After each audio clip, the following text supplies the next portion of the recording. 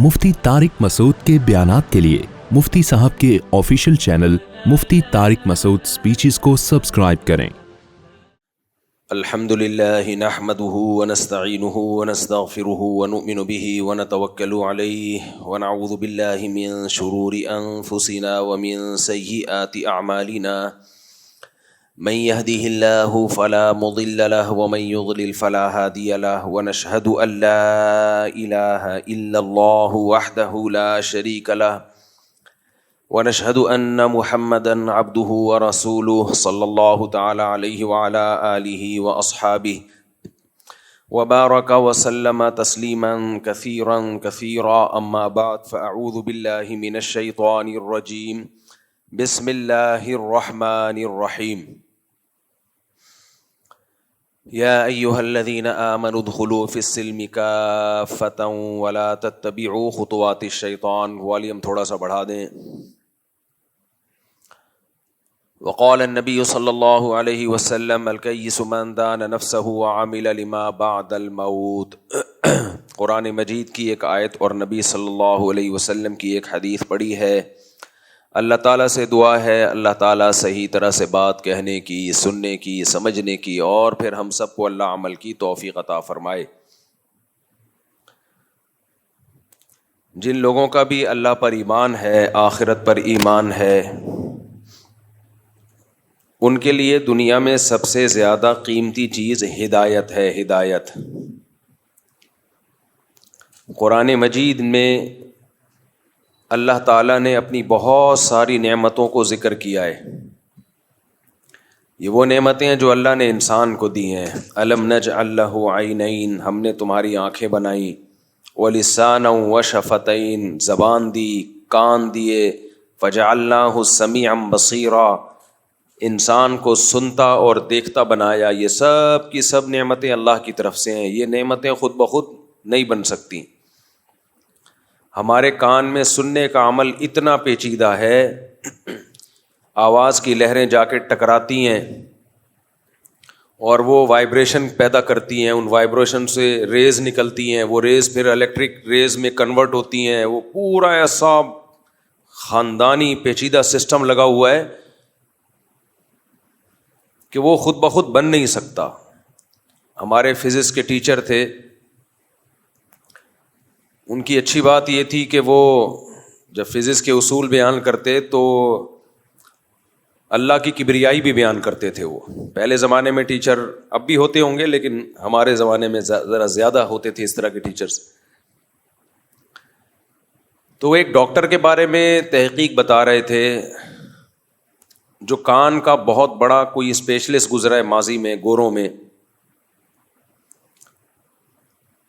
तो बता रहे थे कि जब उसने कान पे रिसर्च की कि कान सुनता कैसे है, तो गैर मुस्लिम था वो, लेकिन बेइख्तियार उसके ज़बान से ये अल्फाज निकले कि जो इस कान को बनाने वाला है वो कैसा समीउम बसीर होगा, वो कैसा सुनने वाला होगा, जिसने सुनने का ऐसा पेचीदा आला इंसान को बनाया और इंसान की खोपड़ी में दो तरफ फिट कर दिया ताकि इधर से भी सुने और इधर से भी सुने। ला इलाहा इल्लल्लाह ये इवॉल्व होने का नतीजा नहीं हो सकता। मैं जो ये नज़रिया इर्तिक़ा पे इतना बोलता हूँ ना, इसलिए कि ये नज़रिया तुम्हें जहन्नम का ईंधन बना देगा। तुमने इसकी बेस पे खुदा का इनकार किया है, कोई हल्का काम नहीं किया। तो अल्लाह नहीं छोड़ेगा। आप कह दो कि हमारे कान इवॉल्व होके बने हैं, हमारा दिमाग इवॉल्व होके बना है, आंखें इवॉल्व होके बनी हैं, फेंकते रहो। फेंकने पर गवर्नमेंट की तरफ से कोई पाबंदी नहीं है, फेंकते रहो, अल्लाह नहीं छोड़ेगा।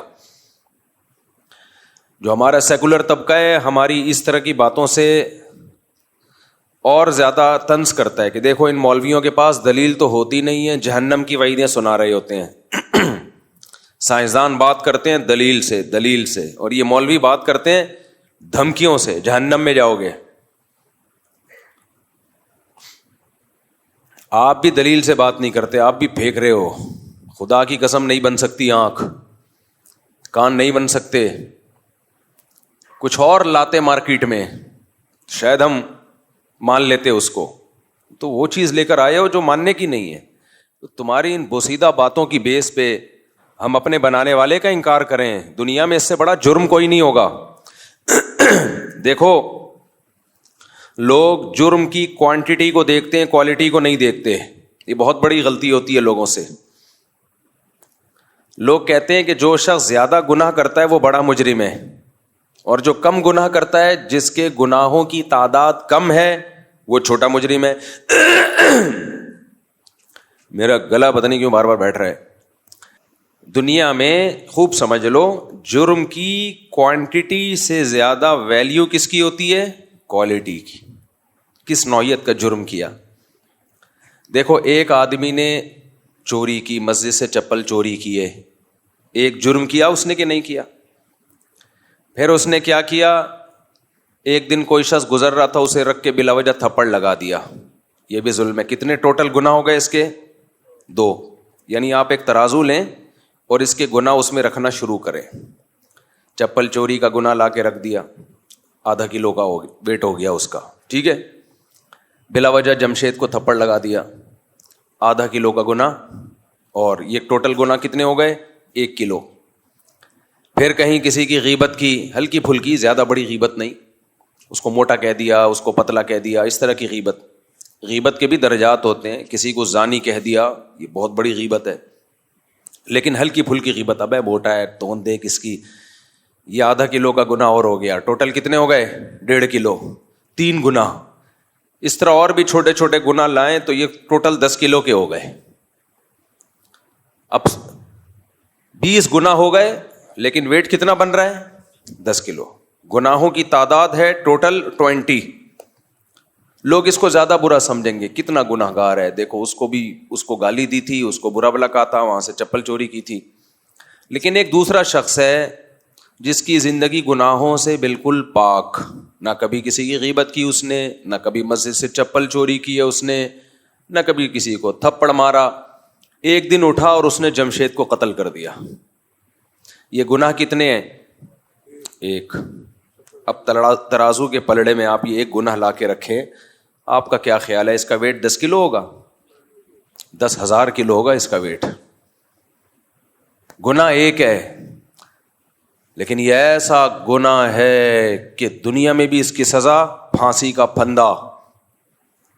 دنیا میں بھی اس کی سزا پھانسی کا پھندا ہے, اور آخرت میں اس کی سزا تو بہت ہی خطرناک. اعمال میں, بدعمالیوں میں سب سے بڑی سزا جو اللہ نے کسی گناہ پہ سنائی ہے وہ قتل ہے.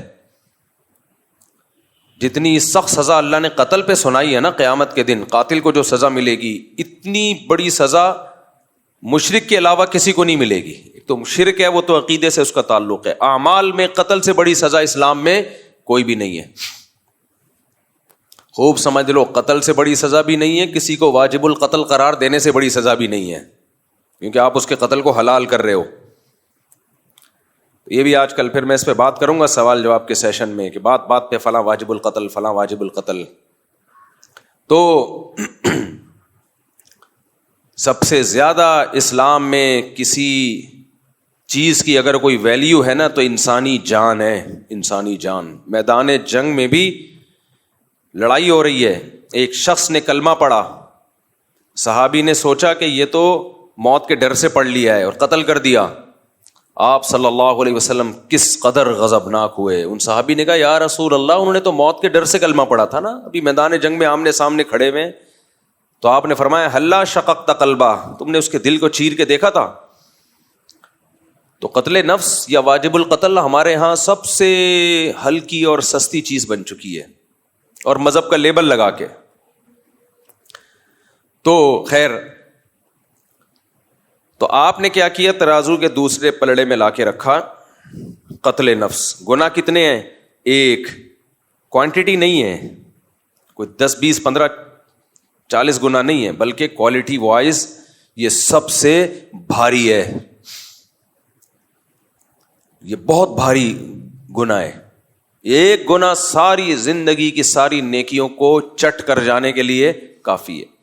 ہم سے غلطی یہ ہو رہی ہے کہ آج بھی ہم لوگوں کو ناپنے کے لیے یہ دیکھ رہے ہوتے ہیں اس کے اعمال میں کتنے گناہ ہیں, کتنی غلطیاں کرتا ہے یہ. کتنی مسٹیکس کرتا ہے. یہ نہیں دیکھتے کہ کس نوعیت کی مسٹیک کر رہا ہے, کس نوعیت کی غلطی کر رہا ہے. تبھی اسلام کا انسانیت کو جانچنے کا پیمانہ الگ ہے اور عام لوگوں کا انسانیت کو جانچنے کا پیمانہ الگ ہے. ہر ایک کے پیمانے الگ الگ ہیں. آج کل جو سیکولر لبرل لوگ ہیں وہ انسانوں کو کیسے جانچتے ہیں کہ یہ اچھے ہیں یا برے؟ کیسے جانچتے ہیں؟ نماز سے جانچتے ہیں کہ نماز پڑھتے ہیں کہ نہیں پڑھتے؟ بتاؤ, منہ سے بولو یار. ان سے اس سے کیا ہے؟ کہتے ہیں انسان اچھا ہونا چاہیے, بے شک نماز نہ پڑھے. اصل تو انسان ہے. اصل کیا ہے؟ انسان ہے. اصل تو انسان ہونا چاہیے. اچھا بھائی, اصل انسان کا کیا مطلب ہے؟ اصل انسان یہ ہے کہ اصل انسان ہونا چاہیے. 2-3 چیزیں ہی رہ گئی ہیں بس. کسی کا دل نہ دکھائے, کسی کو منع نہ کرے, اور لوگوں کے ساتھ تعاون کرے. کبھی کوئی ضرورت پڑ جائے تو اچھا سلوک کرے لوگوں کے ساتھ. بس یہ ہے. ٹوٹل ختم. انسانیت یہاں پہ کیا ہو گئی؟ اینڈ. کافر کا یہ کرائٹیریا ہے. آج ایک غیر مسلم عیسائی ہے, غیر کسی اور ملک میں رہتا ہے, وہ مسلمانوں پہ بہت برس رہا تھا. کہہ رہا تھا بتاؤ دنیا میں سب سے زیادہ گالیاں دینے والے لوگ کون سے ہیں؟ کمنٹس میں بتائیے. نیچے لوگوں نے لکھا مسلمز. بتاؤ دنیا میں سب سے زیادہ لڑاکا کون ہے؟ نیچے لوگوں نے لکھا مسلمز. اچھا وہ خود عیسائی تھا. میں نہیں کہہ رہا سارے عیسائی ایسے ہوتے ہیں, یہاں جو عیسائی رہتے ہیں تو بہت اچھے طریقے سے رہتے ہیں, لیکن ہر طرح کے لوگ ہر جگہ ہوتے ہیں. تو کہہ رہے بتاؤ سب سے بڑے دہشت گرد کون ہیں؟ نیچے لکھا ہوا تھا مسلم. تو پھر اس نے عیسائیت کی تبلیغ شروع کر دی کہ دیکھو مسیحی میں کتنا یعنی کتنا برداشت ہے وغیرہ وغیرہ. تو کسی نے نیچے کمنٹس کیے ہوئے تھے بتاؤ ایک خدا کو 3 کہنے والے کتنے ہیں؟ کون ہیں؟ صحیح ہے نا. خدا ایک ہے, اس کو 3 بنانے والے کون ہیں؟ اب جواب دو نا. یعنی وہ جو کمنٹس میں تھا اس کا کہنا تھا جواب دو, اب نیچے لکھو. ظاہر ہے کرسچینٹی ہے, ایک خدا کو 3 بنا دیا اور کہہ دیا کہ اللہ نے عیسیٰ ابن مریم کو اپنا بیٹا بنایا ہے, معاذ اللہ. تو اسی عقیدے کو ایکسپلین نہیں کر سکے. مقصد کسی مذہب کا مذاق اڑانا نہیں ہے, لیکن ظاہر ہے جو شخص یہ کام کرے گا تو پھر اس کو جواب تو ملے گا نا. چند مسلم اسکالرز جو شدت پسند ہیں, جو میجورٹی ان کی مخالفت کرتی ہے, وہ چند شدت پسندوں کا جرم پوری مسلم کمیونٹی پہ ڈال دیا. تو یہ ظلم ہے یا نہیں ہے؟ اگر مسلمان شدت پسند ہوتے تو پاکستان میں ہندو اتنے مزے سے رہتے جتنے مزے سے رہتے ہیں بھائی. اگر مسلم شدت پسند ہوتے تو مسیحی لوگ اتنے مزے سے زندگی گزارتے ہیں یہاں جیسے گزارتے ہیں. ہم نے تو کبھی کسی چرچ کی طرف رخ نہیں کیا کہ ہم اس کو جلائیں گھرائیں. اس عمل کو ہم حرام سمجھتے ہیں. ہمارے کلاس فیلو میں مسیحی لوگ تھے, جایا کرتے تھے چرچ. ہم نے تو کسی پہ کبھی زندگی میں طنز نہیں کیا. تو اب چند لوگوں کی بات کو پورے مذہب پہ ڈال دینا کتنا بڑا ظلم اور زیادتی ہے یہ. تو میرا مقصد یہ تھا اس طرح کا جب بھی کوئی طنز کیا کرے نا تو علمی دلائل نہیں دیے جاتے ایسے لوگوں کو, ان سے الٹا سوال پوچھا جاتا ہے. الٹا سوال پوچھا جاتا ہے کہ ہم اگر جیسے بھی ہیں اتنے برے نہیں ہیں کہ خدا کو ہی 3 بنا دیں. یہ زیادہ بڑا جرم ہے. شرک سے بڑا جرم اس کائنات میں کوئی ہو نہیں سکتا. خدا ایک ہی ہے اور حقیقی معنوں میں ایک ہے, اس کے ساتھ کوئی شریک نہیں ہے. سربراہ ایک ہی ہوتا ہے, سربراہ ایک ہوتا ہے. دیکھو ایک عورت شوہر کی نافرمان ہے, خدمت نہیں کرتی. شوہر کہتا ہے بیگم آج موڈ خراب ہے, ذرا چائے بنا دو, نہیں بنا رہی. بیگم کپڑے استری کر دو, خود اٹھ کے کر لو, کبھی خود بھی کر لیا کرو, نہیں کر رہی, وغیرہ وغیرہ. گزارا ہو جاتا ہے ایسی عورت کے ساتھ. لوگ کر رہے ہوتے ہیں چلے یار خود ہی کر لو, یعنی لوگ کہہ رہے ہوتے ہیں کہ چلو خود ہی کر لو. تو لیکن اگر بیوی یہ کہنا شروع کر دے, شوہر کا نام جمشید ہو, میں نے ستار بھائی کی جان چھوڑ دی ہے, غفار اور ستار کا پیچھا, سلیم کو بھی معاف کر دیا, اب جمشید آ گیا مارکیٹ میں, نیا نام آنا چاہیے نا. ہاں جمشید. اب بیگم نافرمانی کرتی ہے, جمشید برداشت کر رہا ہے. برداشت کرتے ہیں خاندانی لوگ, یہ چھوٹی موٹی چیزیں برداشت کرتے ہیں گھر چلانے کے لیے, بچوں کی خاطر. لیکن ایک دن بیگم نے بول دیا کہ جمشید تم ہو, تم میرے شوہر ہو, تم میرے ہسبینڈ ہو, لیکن سلیم بھی کچھ ہے, کچھ اس میں بھی, وہ بھی کچھ شوہر والا مادہ اس میں پایا جاتا ہے. جو حقوق میں تمہیں دے رہی ہوں اس میں سے کچھ چھڑکاؤ میں, پورے حقوق نہیں دوں گی, کچھ چھڑکاؤ میں سلیم پہ بھی کروں گی. آپ کو آ گیا غصہ, بھائی شوہر تو ایک ہی ہوتا ہے. تو کہ میں کب کہہ رہی ہوں کہ آپ دو ہیں, آپ ایک ہی ہیں, شوہر ایک ہی ہے. لیکن اس لحاظ سے دیکھا جائے ایک دوسرے اینگل سے تو سلیم بھی کچھ شوہر لگتا ہے. کہ بھائی شوہر ایک ہوتا ہے, تو میں کب کہہ رہی ہوں کہ دو ہیں. میں شوہر میں توحید کی قائل ہوں, ہسبینڈ صرف ایک. تو پھر اس کا نام کیوں لے رہی ہو بار بار سلیم کا؟ اس کو کچھ بھی رائٹس شوہر والے, ہسبینڈ والے کیوں دے رہی ہو؟ کیا تم اس کو بھی ہسبینڈ مانتی ہو؟ نہیں, میں اس کو ہسبینڈ نہیں مانتی. تو پھر اس کو بیچ میں کیوں گھسیڑ رہی ہو؟ کیا لگتا ہے سلیم؟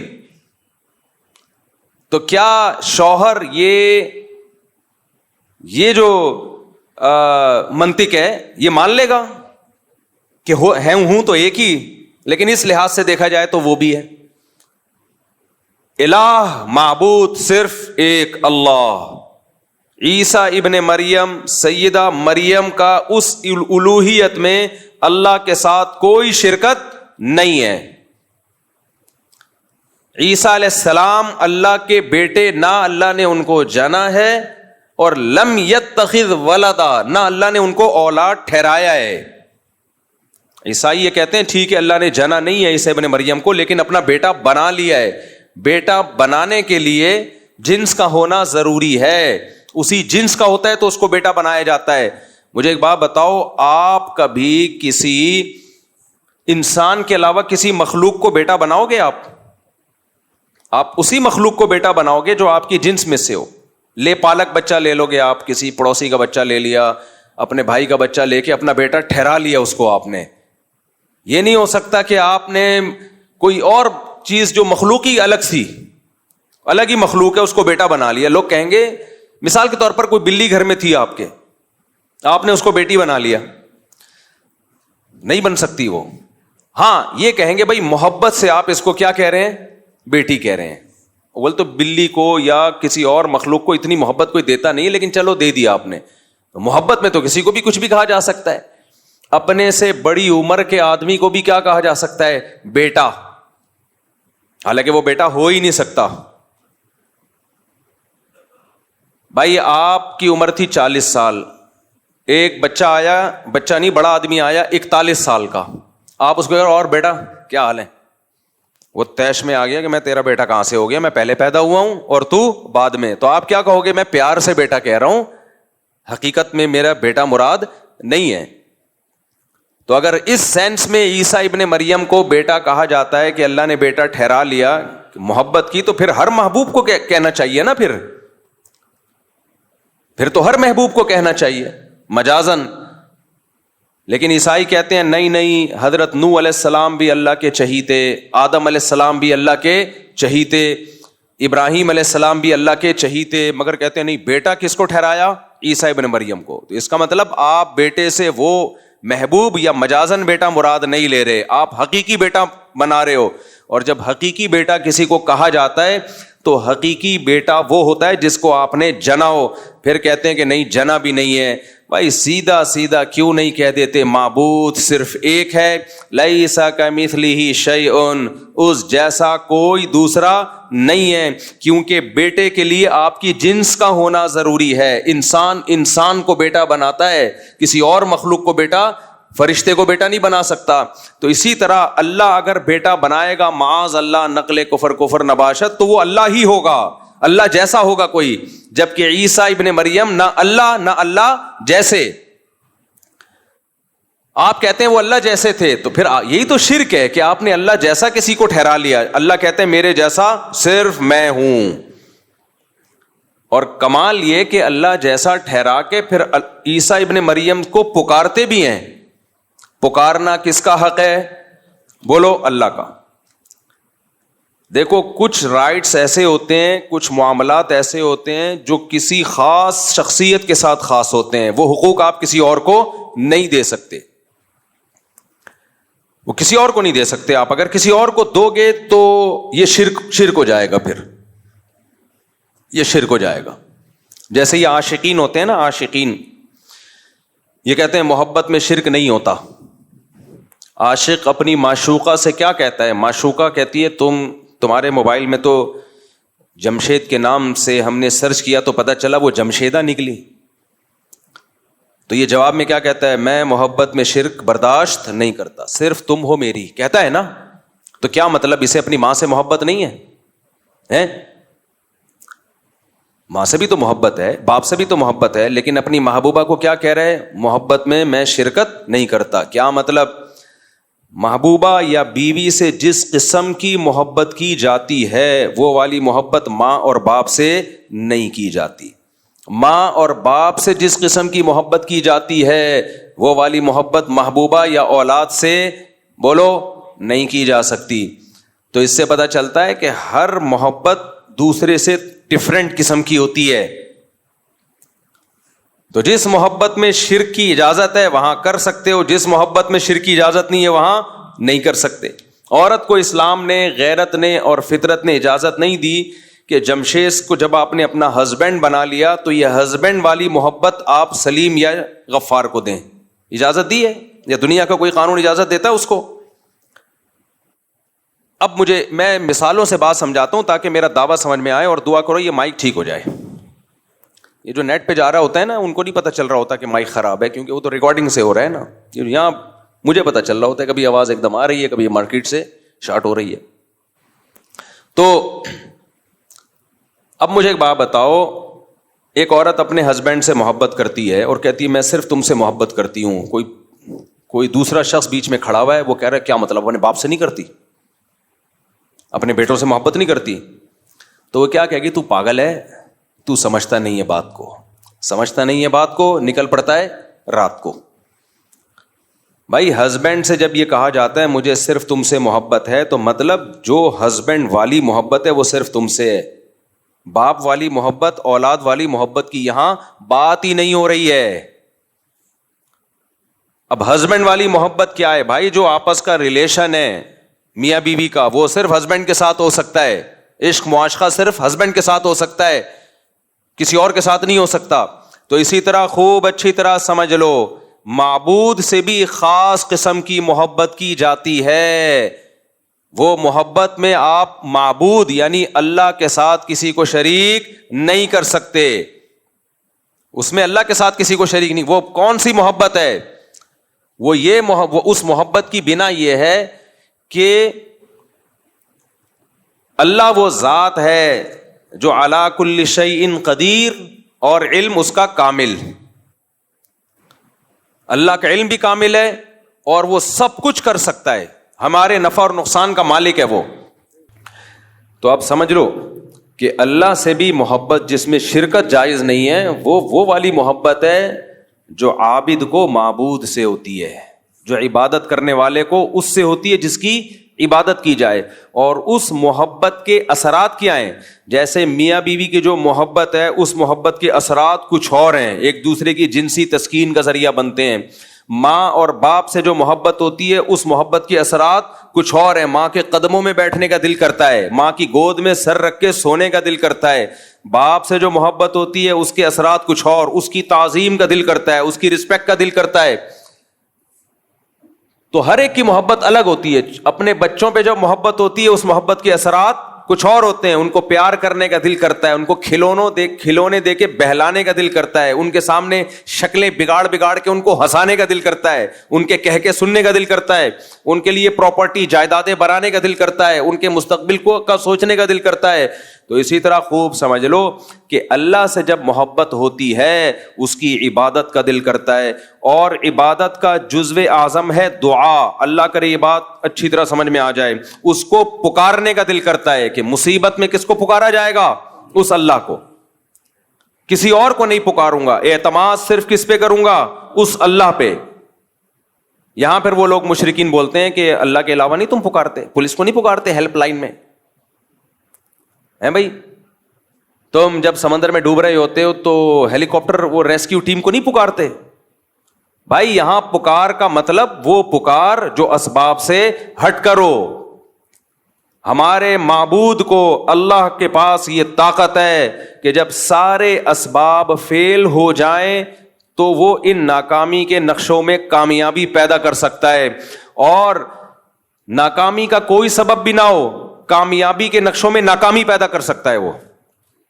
وہ کچھ کرنے کے لیے کسی سبب اور لاجک کا محتاج نہیں ہے۔ جو اپنی قدرت سے کان بنا سکتا ہے، کتنی پیچیدہ مشین کھوپڑی میں لگا دی اس نے، اور کیسے ایک پانی کے قطرے میں جس کو منی کہا جاتا ہے ایسے سافٹ ویئر ڈال دیے کہ وہ ماں کے پیٹ میں رحم میں جب وہ جاتا ہے قطرہ، اسی میں آنکھ، اسی میں کان، اسی میں ناک، اسی میں دل، اسی میں دماغ، اسی میں لیور، یہ ساری چیزیں فٹ فاٹ بن کے 9 مہینے میں بچہ آیا مارکیٹ میں، اور جیسے ہی مارکیٹ میں آیا فوراً مارکیٹ میں اس دودھ بھی اویلیبل ہے اس کے لیے ماں کی چھاتیوں میں۔ اتنا تو دنیا کی کوئی گورنمنٹ بیدار نہیں ہوتی۔ اس سے پتہ چلتا ہے علی کل شیء قدیر۔ پہلی دفعہ اس نے کلمہ کن کی طاقت سے کائنات کو بنایا، اس کے بعد اسباب میں جکڑ دیا اس نے۔ اب ایک اسباب کے تحت کائنات چل رہی ہے، پہلی مرتبہ کچھ بھی نہیں تھا، کن بولا اور سب کچھ ہو گیا۔ بغیر باپ کے عیسیٰ ابن مریم کو پیدا کیا، بغیر ماں اور بغیر باپ کے آدم کو پیدا کیا۔ تبھی تو سائنسدان پریشان ہے، یہ اللہ کی قدرت کا انکار کرنے کے لیے بندر کے کھاتے میں ڈال دیا اس کو، یہ بندر سے پیدا ہوئے ہیں۔ پھر ان سے پوچھو بندر کس سے پیدا ہوا؟ وہ فلاں سے پیدا ہوا۔ وہ کس سے پیدا ہوا؟ وہ فلاں سے پیدا ہوا۔ پھر ہوتے ہوتے ہوتے ایک سیل کی طرف آتے ہیں، یہ کیسے پیدا ہوا؟ یہاں کے گاڑی پنچر، یہ کیسے پیدا ہوا؟ پنچر۔ چلو یہ اس کے بھی کوئی لاجک بنا لو، یہ ایسے پیدا ہوا، تو یہ بھی تو کسی چیز سے بنا ہے، وہ کس سے پیدا ہوئی؟ کائنات کی پہلی اکائی کیا ہے؟ یہاں کے سارے ملحد پنچر ہو جاتے ہیں، کسی کے پاس کوئی جواب نہیں ہے۔ پھر الٹا ہم پہ اعتراض کرتے ہیں، کہہ رہے ہیں اچھا یہ کائنات اگر خود سے نہیں پیدا ہوئی تو پھر خدا خود سے کیسے پیدا ہو گیا؟ اور بھائی اس کائنات کو ہم جانتے ہیں، یہ خود سے یہاں کچھ بھی نہیں ہوتا۔ خدا کو ہم اس کی حقیقت اور ماہیت کو نہیں جانتے، تو دونوں میں سے ایک کو تو فرض کرنا پڑے گا، یا تو یہ کائنات خود سے ہے ہمیشہ سے، یا بنانے والا ہمیشہ سے ہے۔ فزکس کے سارے لاز اس کائنات پہ اپلائی ہوتے ہیں، اور سارے لاز، سارے قوانین کہتے ہیں یہاں خود بخود کچھ بھی نہیں ہوتا، تو یہ بن کیسے خود بخود گئی؟ وہ فزکس کے جو قوانین ہیں وہ خدا پہ تھوڑی اپلائی ہوتے ہیں، وہ مخلوق تھوڑی ہے، وہ تو ہماری عقل سے بالا تر ہے۔ اب دو میں سے ایک چیز تو فرض کرنی پڑے گی نا میرے بھائی، یا تو اللہ ہمیشہ سے ہے یا کائنات ہمیشہ سے۔ ہمارے نے کہہ دیا بھائی اللہ ہمیشہ سے، تو ہمارے پاس جواب آسان ہے، کہتے ہیں کیسے ہے؟ ہمیں نہیں پتا بھائی کیسے ہے، اللہ کی حقیقت کون جانتا ہے؟ لیکن آپ سے ہم پوچھتے ہیں کہ اگر اللہ نہیں ہے تو پھر کائنات ہمیشہ سے ہے، کیسے ہے؟ کسی کے باپ کے پاس بھی اس کا جواب نہیں ہے۔ وہ یہ نہیں کہہ سکتے کائنات ہماری عقل سے بالا تر ہے۔ کیوں بالا تر ہے بھائی؟ کائنات عقل سے بالا تر ہے تو اس کے بارے میں قوانین پیش کیوں کرتے ہو؟ فزکس کے جتنے قوانین ہیں خدا کے بارے میں تھوڑی، اس کائنات کے بارے میں ہے نا۔ اگر ایسا کرو گے تو ایسا ہوگا، ایسا نہیں کرو گے تو ایسا نہیں ہوگا۔ دیکھو رکشوں کے پیچھے لکھا ہوتا ہے ایسا کرو گے تو کون آئے گا، یہ فزکس کا تو لا ہے۔ رکشوں کے پیچھے لکھا ہوتا ہے ایسا کرو گے تو کون آئے گا، یہ دیسی لا ہے۔ کچھ فزکس کے قوانین وہ ہیں جو سائنسدانوں نے بنائے، کچھ ہمارے رکشے ٹیکسی والوں کے بھی فزکس کے لاز ہیں، ایسا کرو گے تو کوئی بھی بولو نہیں آئے گا، اور ایسا نہیں کرو گے تو سب آ جائیں گے۔ یہ ایک دوسرا لا ہے جو اس کے الٹا کر کے بنایا گیا۔ ہم کہہ رہے ہوتے ہیں نا بھائی تو ایسا کرے گا تو پھر کون آئے گا، یعنی تو بدسلوکی کر رہا ہے میرے ساتھ، میں تیرے گھر آیا چائے کا نہیں پوچھ رہا، ایسا کرو گے تو کون آئے گا؟ تو جواب میں کیا کہتے ہیں، ایسا نہیں کروں گا تو سب آ جائیں گے۔ یعنی میں سب کو چائے کا پوچھنا شروع کر دوں، سب کو کھانا، تو پھر تو لائن لگ جائے گی نا۔ تو خیر، تو بات کہیں اور کہیں سے کہیں چلی گئی۔ ہم یہ بات کر رہے تھے، کیا بات کر رہے تھے بھائی؟ ہاں میں یہ کہہ رہا تھا کہ معبود والی محبت وہ صرف کس کا حق ہے؟ اللہ کا۔ اس محبت کے اثرات کیا ہیں؟ جیسے میں نے بھی مثال دی، ماں کی محبت کا اثر الگ، باپ کی محبت کا اثر الگ۔ باپ کی محبت کا اثر یہ نہیں کہ گود میں اٹھا کے پیار کرنا شروع کر دو اس کو. باپ کی محبت کا اثر ہے تعظیم, رسپیکٹ, کڑوی کسیلی برداشت کرو. کبھی کبھار ایک آدھ تھپڑ لگا دیا, برداشت, ابا ہے بھائی. ماں کی محبت کا اثر کیا ہے؟ اس کے قدموں میں بیٹھو, اس کی گود میں سر رکھو, کتنا مزہ آتا ہے, خاص طور پہ جب بوڑھی ماں ہو. آہا, اس سے زیادہ تو مزے کی دنیا میں کوئی چیز ہے نہیں. تو اللہ کی محبت کا مطلب کیا ہے؟ اللہ کی محبت کا مطلب یہ ہے, کیونکہ وہ بہت طاقتور ہے, ہم اس سے محبت اسی بیس پہ تو کرتے ہیں, بہت پاورفل, اور ہر چیز کا اسے علم ہے. تو پھر راز و نیاز کس سے کیا جائے؟ اللہ سے. وہ آپ کے دلوں کے بھیدوں کو جانتا ہے. کوئی پریشانی ہو, سب سے پہلے کس کا دروازہ کھٹکھٹایا جائے؟ اللہ کا. یعلم خائنۃ الاعین وما تخفی الصدور.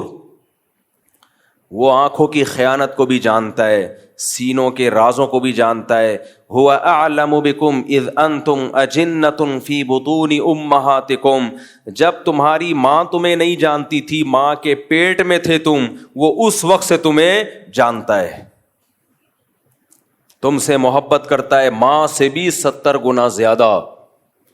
علی کل شیء قدیر ہے, اس کی عظمت ہے, اس کا جلال ہے. لہذا جب بھی پکارا جائے گا, وہ پکار جو اسباب سے ہٹ کے ہے. اسباب کا مطلب کیا ہے؟ مجھے پیاس لگ رہی ہے, میں کہتا ہوں پانی چاہیے, آپ جائیں گے اٹھ کے کولر سے پانی نکالیں گے, لے آئیں گے. یہ وہ مدد نہیں ہے, یہ تو ہر ایک سے مانگی جاتی ہے. ایک مدد وہ ہوتی ہے اس کے ارادے کا نام. جب وہ کسی چیز کا ارادہ کرتا ہے تو 2 کام کرتا ہے, یا تو ویسے اسباب پیدا کر دیتا ہے, یا بغیر سبب کے کام کر دیتا ہے. وہ بغیر سبب کے کام کرے, اس کو معجزہ اور کرامت کہتے ہیں. سمجھ میں آ رہی ہے بات؟ اس کو کیا کہتے ہیں؟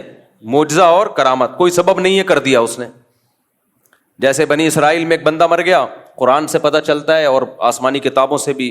قاتل کا پتہ نہیں چل رہا تھا, بڑے پھڈے ہو رہے تھے, بے گناہ لوگوں پہ الزامات لگ رہے تھے. اللہ نے اس مقتول کو زندہ کیا, اور اس مقتول نے کھڑے ہو کے نام بتایا, میرا قاتل یہ. یہ اللہ نے مدد کی سبب کے بغیر. یہ ہوتا ہے یہ معجزہ. کرامت بزرگوں کی ہوتی ہے اور معجزہ پیغمبروں کا. فرق صرف اتنا ہے کہ کرامت پر ایمان ضروری نہیں ہے جب تک کہ وہ قطعی دلیل سے ثابت نہ ہو. اگر قطعی دلیل کے بغیر ہے تو اگر آپ کو بیان کرنے والے پر اعتماد ہے تو مان لیں, بیان کرنے والے کے بارے میں آپ کا خیال ہے پھینک رہا ہے لمبی تو نہیں مانے آپ. لیکن معجزے کا انکار نہیں کر سکتے آپ. لیکن قرآن میں کچھ کرامتیں ایسی ہیں کہ ہیں وہ کرامت لیکن ماننی پڑیں گی, کیونکہ بیان کون کر رہا ہے؟ قرآن بیان کر رہا ہے. اسی طرح بیان کرنے والا قابل اعتماد ہے, آپ کو پتا ہے یہ جھوٹ نہیں بولے گا, پھر بھی آپ انکار کر رہے ہو, تو یہ کرامت کا انکار نہیں ہے, پھر خدا کی قدرت کا انکار ہے. میں نے شہیدوں کے خون کی خوشبو خدا کی قسم اپنی ناک سے سونگھی ہے. اب جس کو مجھ پہ اعتماد ہوگا مان لے گا یار اللہ کی قدرت ہے. بندہ شہید ہوا اور اس کے خون سے اللہ نے خوشبو پیدا کر دی. لیکن آپ کو اگر مجھ پہ اعتماد نہیں ہے, آپ کا خیال ہے یہ مولوی صاحب پھینکو ہیں, تو نہ مانو آپ. لیکن آپ کا خیال ہے کہ مولوی صاحب پھینکو نہیں ہے, کیوں پھینکوں گا بھائی, کیوں جھوٹ بولوں گا میں, اتنی بڑی قسم مسجد میں ممبر پہ بیٹھ کے کیوں اٹھاؤں گا. اس کے باوجود بھی اگر آپ انکار کر رہے ہو کہ نہیں جی شہید کے خون سے خوشبو آ ہی نہیں سکتی, تو پھر یہ ہمارا انکار نہیں ہے, پھر یہ خدا کی قدرت کا انکار ہے. یہ وہی لا مذہبیت ہے, الحاد ہے, جس کی بیس پہ لوگوں نے خدا کا انکار کیا ہے. کیونکہ آج بہت سے لوگ بابوں کی کرامتوں کا انکار کرتے کرتے لمٹ کراس کر چکے ہیں, کرامت کے وجود ہی کے منکر ہو گئے. یہ غلط ہے. کسی بھی چیز کے اعتدال سے اس پہ رد کیا جائے گا. سمجھ میں آ رہی ہے کہ نہیں آ رہی بات؟ توحید یہ نہیں ہے کہ آپ کرامتوں کا انکار کرتے ہیں. توحید, کرامت کا وجود تو توحید کی بڑی دلیل ہے کہ یہ اللہ کی قدرت ہے. تو مدد اسباب سے ہٹ کے کون کرتا ہے؟ بولو اللہ. اب اللہ جب مدد کرتا ہے تو 2 طریقے ہوتے ہیں اس کے. یا تو بغیر سبب کے کر دے گا, جیسے میں نے مثالیں دی. فرعون کو, موسیٰ علیہ السلام کو فرعون سے کیسے بچایا؟ ناکامی کے نقشے پہلے پیدا کیے. حضرت موسیٰ علیہ السلام نکلے بنی اسرائیل کو لے کر, گھوڑے پہ جا رہے ہیں دوڑتے ہوئے, راستہ بھلا دیا اللہ نے, صحیح ہے نا, آگے پانی ہے, سمندر ہے, پیچھے فرعون. بنی اسرائیل نے کہا انا لمدرکون, مارے گئے, بس آگے پانی, پیچھے اتنا بڑا لشکر گئے. اب اسباب کی دنیا میں بچنے کا کوئی چانس تھا ہے بھائی؟ امپاسبل. موسیٰ علیہ السلام کا اللہ پہ اعتماد, تو یہ جو اعتماد ہے یہ ہے وہ محبت جو کس کو دی جا رہی ہے؟ معبود کو. اگر وہاں کوئی سائنٹسٹ آ کے حضرت موسیٰ علیہ السلام کو کہتا کہ میں کوئی ابھی ایسا کروں گا, ایک توپ ایجاد کر لوں گا اور ان فرعونیوں پہ آپ بمبارمنٹ کرو گے, موسیٰ علیہ السلام مان لیتے اس کی بات؟ بولو نہیں. اس پہ توکل کرتے؟ نہ بھائی, اسباب کی دنیا میں ممکن نہیں ہے, ایسا نہیں ہو سکتا, اتنی جلدی کچھ بھی نہیں ہو سکتا. لیکن وہ معبود کس کو مانتے تھے؟ اللہ کو, صرف اللہ کو, صرف اللہ. عیسائی صرف اللہ نہیں کہتے, مسیح علیہ السلام کو بھی ساتھ میں ملا لیتے ہیں. نا نا نا, صرف ایسے موقع پہ صرف کون؟ اللہ. کوئی پیغمبر, کوئی ولی, کوئی فرشتہ نہیں, کیونکہ اب اسباب سے ہٹ کے مدد کرنے کی بات ہو رہی ہے. اس کی قدرت کس کے ہاتھ میں ہے؟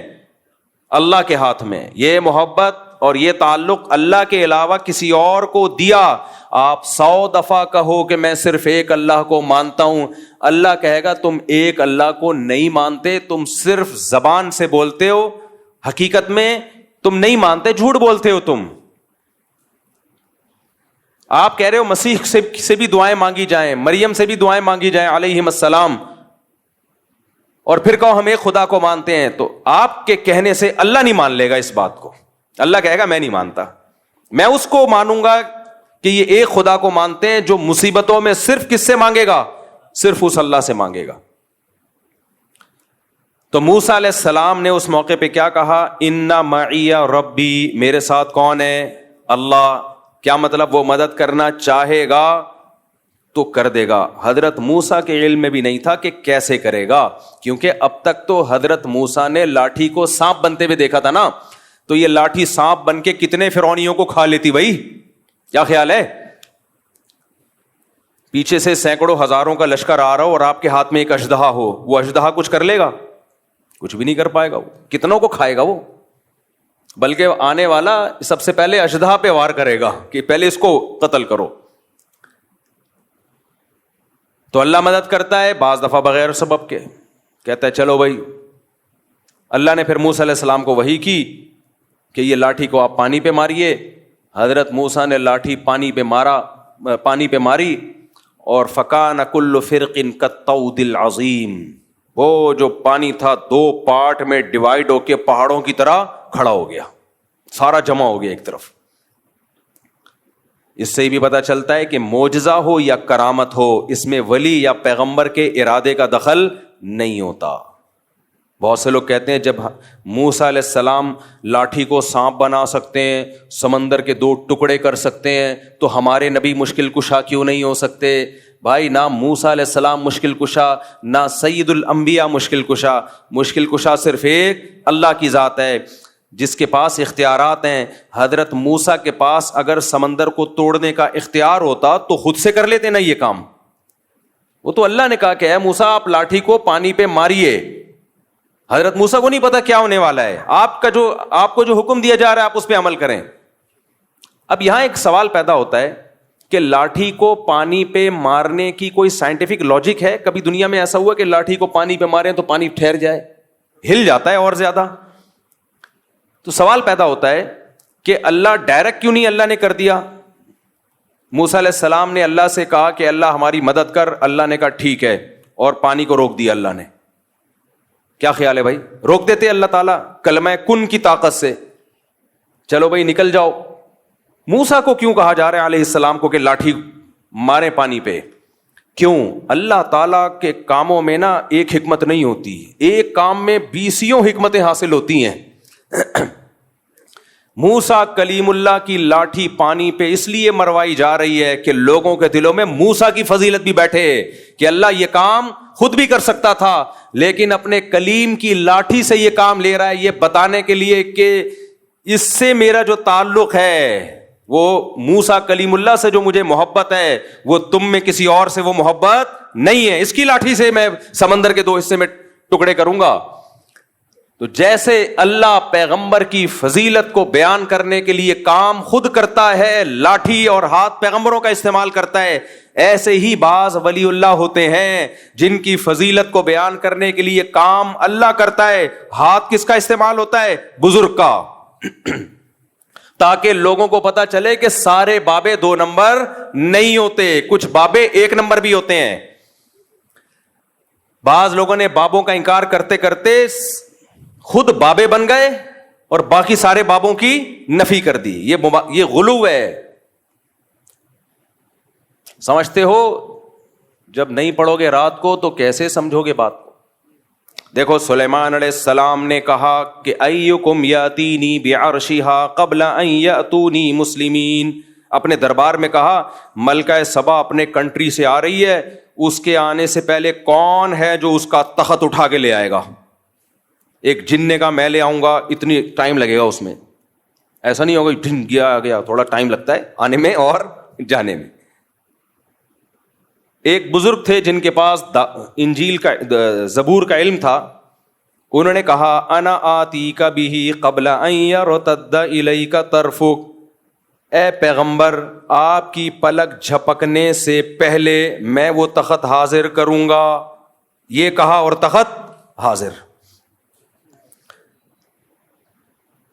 تو یہ کیا تھا؟ معجزہ تھا یا کرامت تھی؟ کرامت, کیونکہ غیر نبی کے ہاتھ پہ. اور ہر ولی کی کرامت پیغمبر کا معجزہ ہوتا ہے, پیغمبر کا معجزہ, کیونکہ وہ ولی کے ہاتھ پہ کرامت اسی لیے ظاہر ہوتی ہے کہ وہ اس پیغمبر پر ایمان لاتے ہیں. اگر ایمان نہ لاتے تو وہ کرامت ظاہر نہیں ہوتی. تو یہ پیغمبر کی فضیلت ہے. اب یہ لوگ کہتے ہیں سلیمان علیہ السلام کے ہاتھ پہ تو کرامت ظاہر ہوئی نہیں, بزرگ کے ہاتھ پہ ہو گئی. یا آج کل لوگ کہتے ہیں نا, ہم جب بزرگوں کی کرامتیں بیان کرتے ہیں, یہ کرامت یہ کریں, صحابہ کے ہاتھ پہ تو ہوئی نہیں, تم لوگ کے بزرگوں کے ہاتھ پہ ہو گئی. یہ ممکن ہے کہ ایک کی فضیلت زیادہ ہو اس کے ہاتھ پہ کرامت ظاہر نہ ہو, اور ایک کی فضیلت کم ہو اس کے ہاتھ پہ کرامت ظاہر ہو جائے. یہ ممکن ہے. سلیمان علیہ السلام کا مقام زیادہ تھا, وہ تخت نہیں لے کر آئے. بزرگ کا مقام کم تھا, انہوں نے سیکنڈوں میں تخت حاضر کر دیا.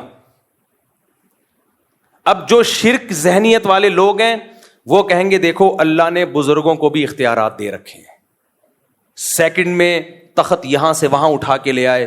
اسی لیے ہم داتا دربار پہ جاتے ہیں کہ وہ سیکنڈوں میں حمل ٹھہروا دیں.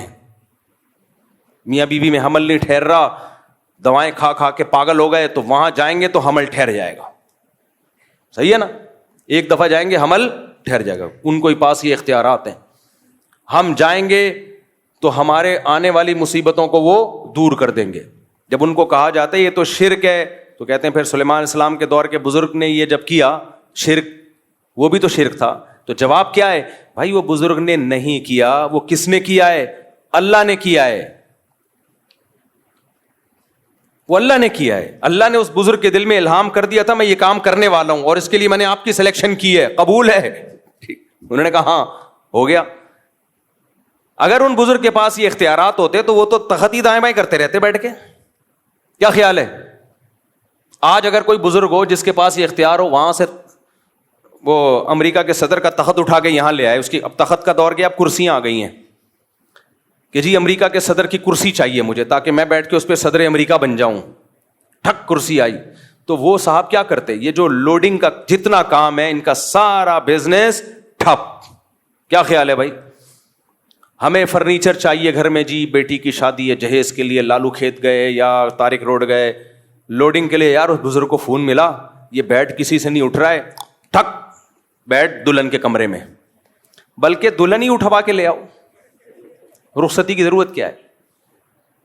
گاڑی جائے گی, پاؤں پاؤں پاؤں وہ باجے بجیں گے, پھر جوتا چھپائی اور 20 قسم کے خرچے ہیں. بزرگ کو رابطہ کیا حضرت دلہن کا ویٹ کافی زیادہ ہے اور گاڑی ابھی فوراً مل نہیں رہی ہے, اور ابا رخصتی کرنے میں تاخیر بہت کر رہے ہیں اس کے ابا. ایسے بھی ابا ہوتے ہیں مارکیٹ میں. بزرگ کیا کرتے؟ بھائی میرے اتنے ریٹ ہیں اور میں صدقہ کروں گا کیونکہ میں بزرگ ہوں, وہ کھاؤں گا نہیں, میں مختلف علاقوں میں تعاون کروں گا, اتنے پیسے دے. ٹھک دلہن کہاں؟ آپ کے بیڈ پہ.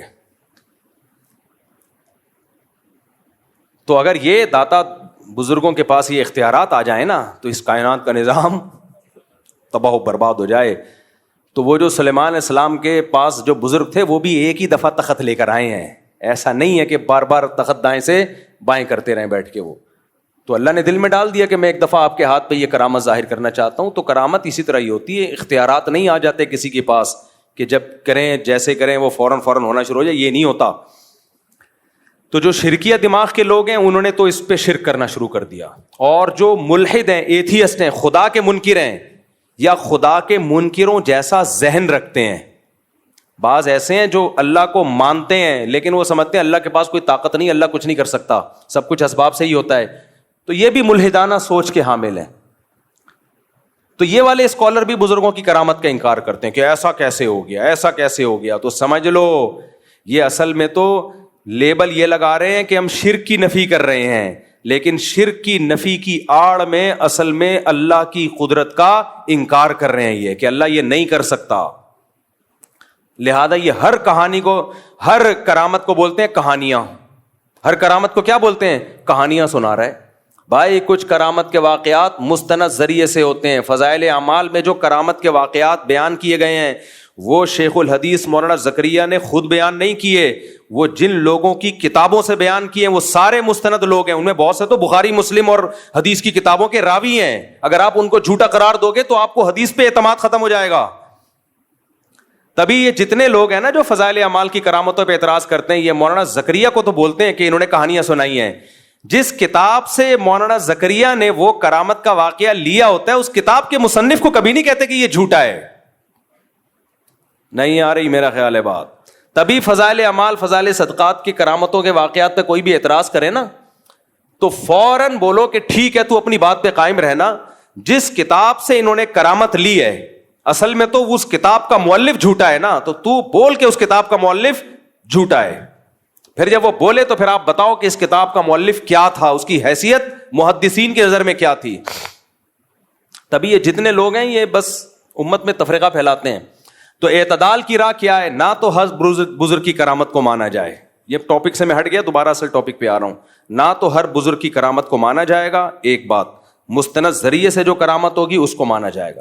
دوسری بات, کرامت کا مطلب کیا ہے؟ اختیارات کسی کے پاس نہیں ہے. کبھی کبھار اللہ کسی کی فضیلت کو بیان کرنے کے لیے, جیسے سلیمان علیہ السلام کے دربار میں کوئی بزرگ تھے, اللہ والے ہوں گے, کوئی جانتا نہیں تھا ان کو, اللہ نے ان کی بزرگی کو ظاہر کرنے کے لیے ان کے ہاتھ پہ کرامت ظاہر کر دی کہ دیکھو یہ بھی میرے نیک بندے ہیں.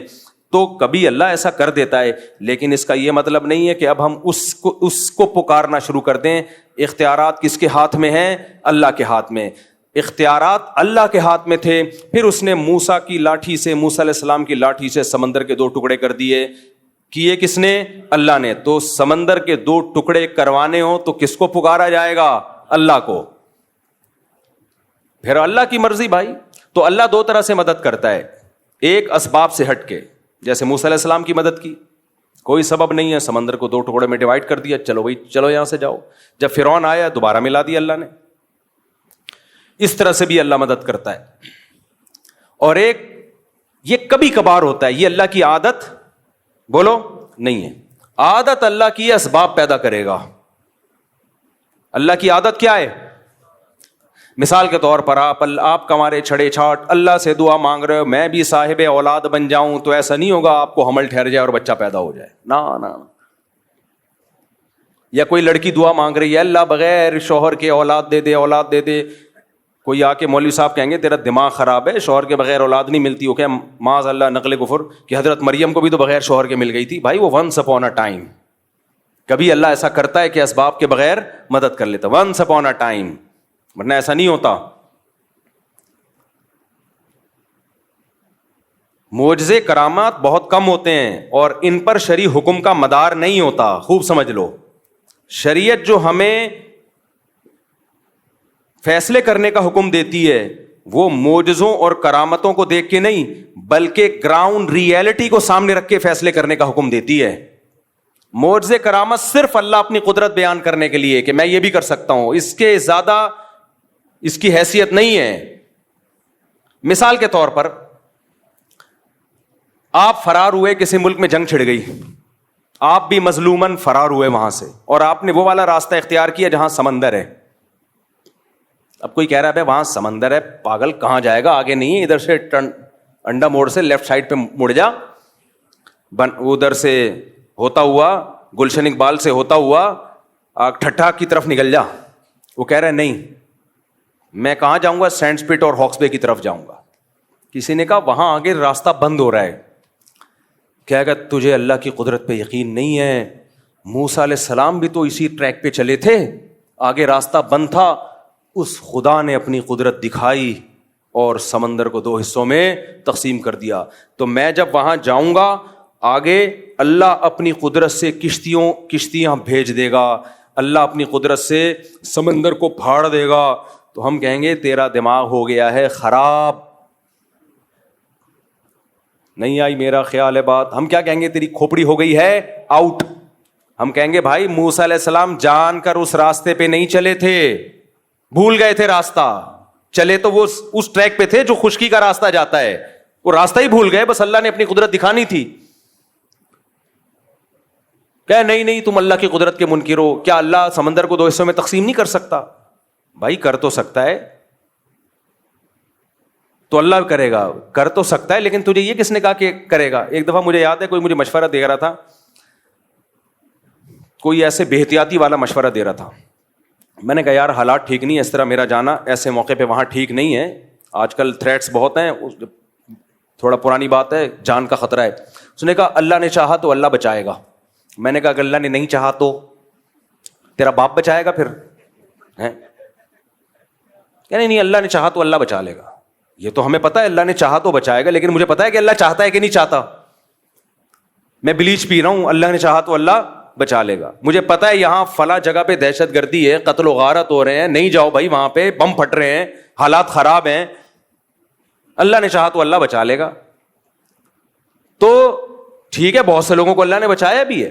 اب کراچی کے جو حالات خراب چل رہے تھے, جگہ جگہ بم دھماکے ہو رہے تھے, بنارس لوگ جاتے تھے نا, وصیت کر کے جاتے تھے کہ میں بنارس جا رہا ہوں. بنارس والا ادھر آتا تھا, وصیت کر کے آتا تھا میں انڈا موڑ آ رہا ہوں. ایسی جنگ چل رہی تھی, لوگوں نے کہا ویزے لے کے جاؤ بھائی.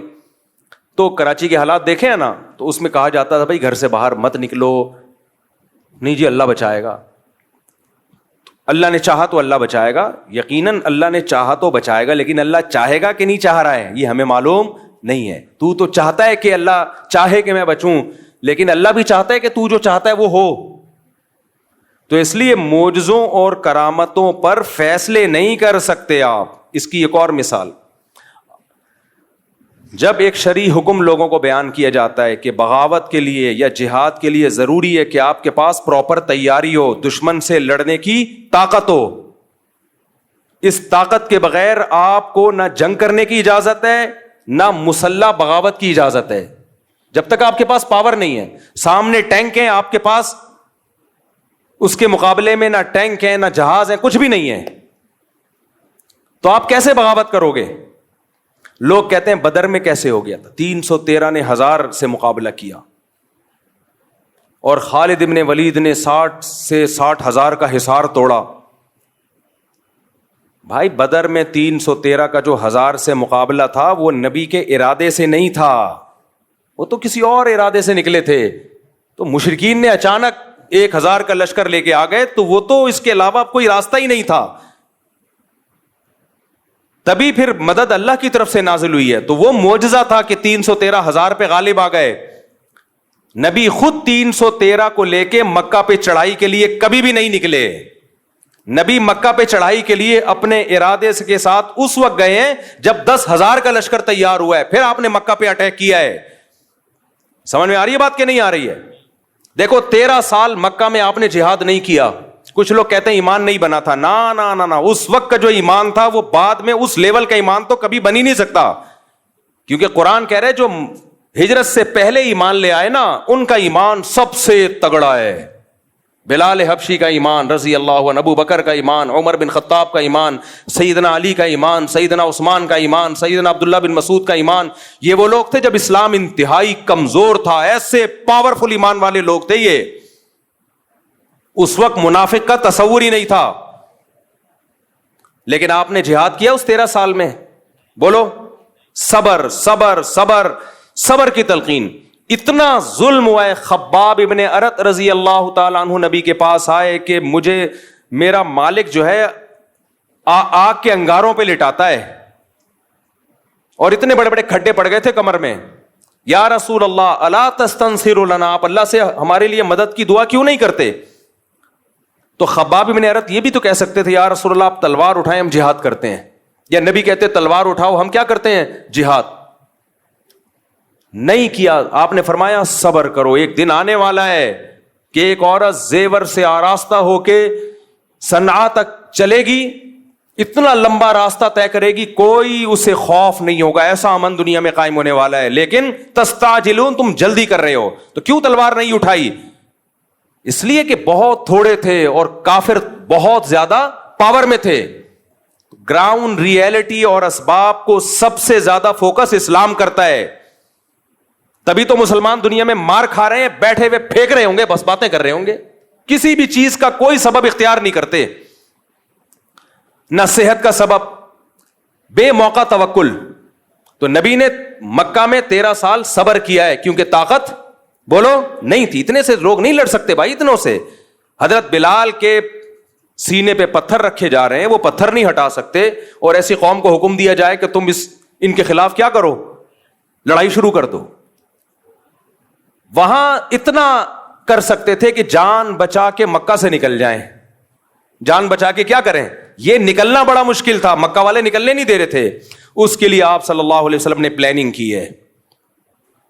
کی ہے. جب مشرکین نے آپ کے قتل کا فیصلہ کیا تو اللہ نے وحی کی کہ اب آپ مکہ سے نکل جائیں کیونکہ یہ آپ کو قتل کرنا چاہتے ہیں. تو اس کے لیے بھی پلاننگ کی ہے کہ مکہ اور مدینہ کا جو راستہ تھا وہ استعمال نہیں کیا گیا کیونکہ مشرکین کو پتا تھا اسی ٹریک پہ چلے ہوں گے. نہ اپوزٹ والا راستہ جو مدینہ سے دور کر دیتا ہے, اس راستے پہ آپ چلنا شروع ہوئے. تو آپ تو معجزہ اور کرامت, آپ کے ہاتھ پہ تو معجزے ظاہر ہوتے تھے. آپ کہتے بھائی چلو نکلو یار, بچانے والا کون ہے؟ اللہ ہے بھائی. جس اللہ نے موسیٰ کو بچا لیا سمندر کے 2 ٹکڑے کر کے, وہ مجھے کیوں نہیں بچائے گا؟ چلو نکلو. نہ فرمایا یہاں سے نہیں ادھر سے جائیں گے تاکہ کسی کو شک ہی نہ ہو, کسی کو وہم ہی نہ ہو. تو معجزے اور کرامت کے واقعات سن کے نا, یہ صرف اللہ کی قدرت پہ ایمان لانا ہے ہم نے کہ اللہ کبھی کبھار اس طرح بھی مدد کر لیتا ہے. کرنا وہی ہے جو اسباب کہہ رہے ہیں. کتنے شوگر کے مریضوں کو دیکھا ہے رسگلے کھا رہے ہوتے ہیں, کہتے ہیں موت تو ایک دن لکھی ہوئی ہے اور اللہ ہے بچانے والا. تو میں ان سے کہتا ہوں موت لکھی ہوئی ہے, تیری بہت جلدی لکھی ہوئی ہے, کیونکہ اللہ کو پتا تھا یہ شوگر کا پیشنٹ ہے, لڈو کے ڈبے کھا جائے گا, لہذا اگلی 1 جنوری سے پہلے فرشتوں کو آرڈر ہوا ہوتا ہے کہ اس کی لکھی ہوئی ہے 31 دسمبر کے 12 بجنے سے پہلے اس کو اٹھا لینا, ڈیٹ چینج نہیں ہونی چاہیے. لکھا ہوا تو ہوتا ہے لیکن وہ لکھا ہوا ہماری حرکتوں کے حساب سے ہی ہوتا ہے. سمجھ میں آ رہی ہے بات کہ نہیں ہے؟ موت لکھی ہوئی ہے لیکن اس میں حرکتیں بھی لکھی ہوئی ہیں کہ یہ اتنی جلدی مر جائے گا. کیوں؟ کام سارے مرنے والے کرے گا یہ, اس لیے کیا ہو جائے گا, جلدی مرے گا. تو موت کا ایک دن یقیناً متعین ہے لیکن اس کے اسباب بھی متعین ہیں. سمجھتے ہو کہ نہیں سمجھتے ہو؟ تبھی مسلمانوں میں آپ دیکھ لو, موٹا ہے تو موٹا ہی ہوتا چلا جا رہا ہے, پھیلتا چلا جا رہا ہے. غیر مسلم اسباب کو فوکس کر رہے ہیں, وہ صبح اٹھ کے ورزش بھی کرتے ہیں. میں تھائی لینڈ میں گیا تو فجر کی نماز کے بعد میں نے دیکھا فل مارکیٹیں کھلی ہوئی ہیں, ایسے جیسے کھچا کھچ رش ہوتا ہے بازار میں. ابھی سورج نکلا ہے اور ان کی مارکیٹیں فل. ہمارے یہاں تصور ہے 12 بجے بھی مارکیٹیں نہیں کھلی ہوتی. تو یہ قوم صحت مند رہ سکتی ہے؟ کھائے جا رہے ہیں. میرے صرف پراٹھے والے بیانات کو فوکس کیا ہوا ہے, ورزش والے بیانات کو فوکس کیا ہی نہیں ہے. تو نہ کوئی فزیکل ایکٹیویٹی ہے, نہ کوئی, پھر بیمار ہوتے ہیں بھائی. اللہ, بیماری بھی اللہ کی طرف سے, صحت بھی اللہ کی طرف سے. اللہ بہت بڑے ہیں, یقیناً اللہ بہت بڑے ہیں, اسی وجہ سے تجھے ان لڈوؤں کی وجہ سے بیمار کر رہے ہیں, اسی وجہ سے کر رہے ہیں تجھے.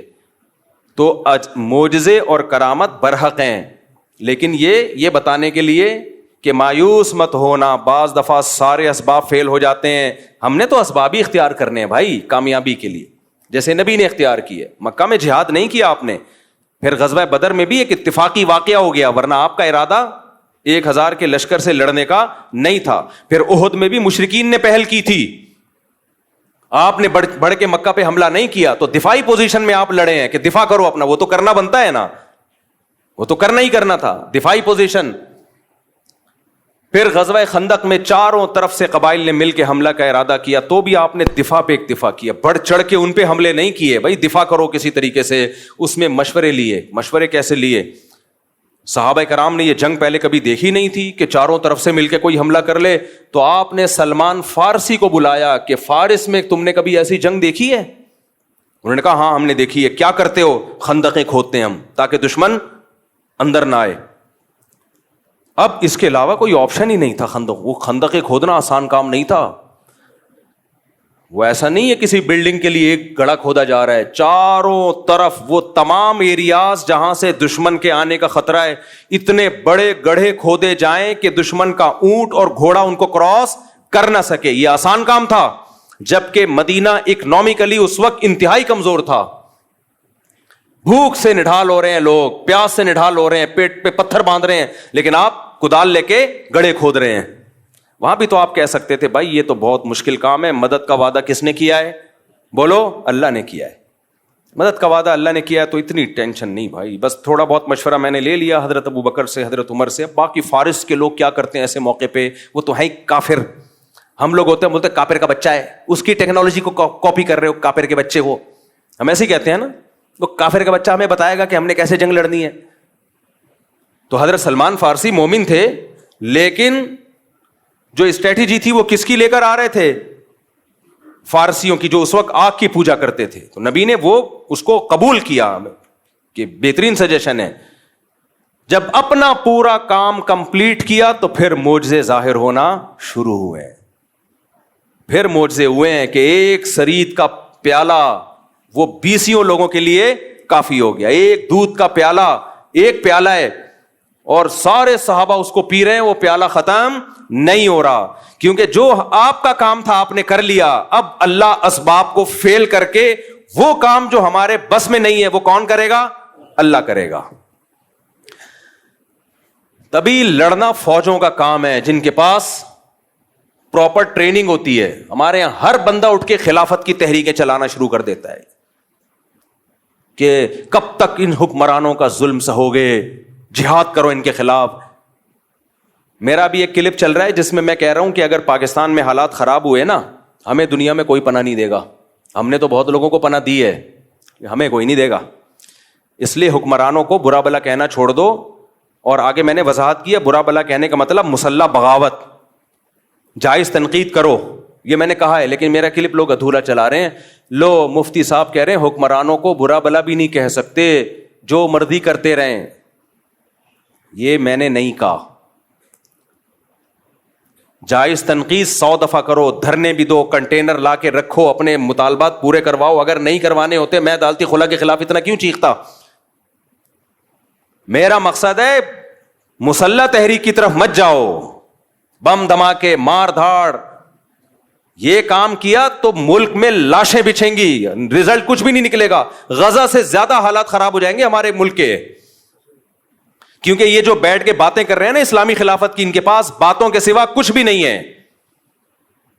خلافت کا لفظ انہوں نے بدنام کر دیا ہے. ہر 4 دن میں کوئی اٹھتا ہے کہ پاکستان میں خلافت کا نظام لے کے آؤں. تیرے پاس کون سا میکینزم ہے؟ تیرے پاس کیا اسٹریٹجی ہے؟ پہلے کیا کرے گا، اس کے بعد کیا کرے گا، پھر لڑے گا کیسے؟ کیونکہ اس لیے تو آپ کو فوج سے لڑنا پڑے گا، اسلام آباد پہ قبضہ کرنا پڑے گا. کیا کیسے کرے گا؟ کوئی جواب نہیں ہے. یونیورسٹیوں کے لڑکوں کو اور طلبہ کو ایک اندھیری گلی میں بند کر دیا. پھر ہوتا کیا ہے؟ ایجنسی والے ان کو اٹھاتے ہیں، پھر یہ مسنگ پرسن بنتے ہیں. اور یہ جتنے لیڈر خلافت کے نام پہ یہ دندناتے گھوم رہے ہوتے ہیں، ان کو کچھ بھی نہیں ہوتا. ایجنسیاں ان کو کچھ نہیں کہتی. ایجنسیاں کہتی ہیں ان کی دعوت پہ جتنے لوگ آ رہے ہیں نا ان کو کھڈے لین لگاتے جاؤ، ان کی چمڑیاں ادھیڑی جاتی ہیں. کوئی پوچھنے والا تو ایسے جتنے بھی اسکالرز ہیں نا یونیورسٹیوں میں آج کل، یہ بہت اس طرح کے اسکالرز آ رہے ہیں کہ دیکھو یہ مولوی نظام کے خلاف نہیں کھڑے ہوتے. نظام کے خلاف کھڑے ہونے کا مطلب کیا ہے؟ مطلب پہلے واضح کرو، کیا مطلب کھڑے ہونے کا مطلب؟ اگر تم یہ کہہ رہے ہو توپیں گنے لے کے نکل جائیں، یہ نظام کے خلاف ہم نہیں کھڑے ہوں گے بھائی. اس سے نقصان ہوگا, ملک میں انارکی پھیلے گی, ملک کے ٹکڑے ہوں گے اور غیر مسلم طاقتوں کے ہاتھ میں یہ کنٹری چلا جائے گا, اس سے بدتر حالات ہو جائیں گے. اور اگر نظام کے خلاف کا مطلب ہی کہ احتجاج کرو, میڈیا پہ دھرنے دے کے 100 دفعہ کرو, کس نے منع کیا بھائی؟ کس نے منع کیا ہے؟ بنگلہ دیش والوں نے کیا نا احتجاج, کامیاب ہوئے وہ, تو کس نے منع کیا آپ کو احتجاج کرنے؟ یہاں تو بات خلافت سے شروع ہو رہی ہے. اور خلیفہ کون ہوگا آج تک نہیں ڈیفائن کر پائے یہ لوگ. وہ خلیفہ ہوتا ہے وہ بیچارہ اس قابل ہی نہیں ہوتا کہ اس کو کوئی عورت اپنا شوہر بنا لے, اور وہ ملک کا خلیفہ بننے نکلا ہوتا ہے. یہ یونیورسٹیوں میں بہت ہو رہا ہے آج کل, جائیں گے کچھ ٹھش پش انگلش ماری, اور پھر مولویوں کو برا بلا کہا کہ مولوی تو یہ کر رہے ہیں, مولوی تو تقریریں کر رہے ہیں, تو تصوف میں لگے ہوئے ہیں, تزکیہ میں لگے ہوئے ہیں, نظام کی تبدیلی. اور نظام کی تبدیلی کا مطلب پتہ ہے کیا ہوتا ہے ان کا؟ بغاوت.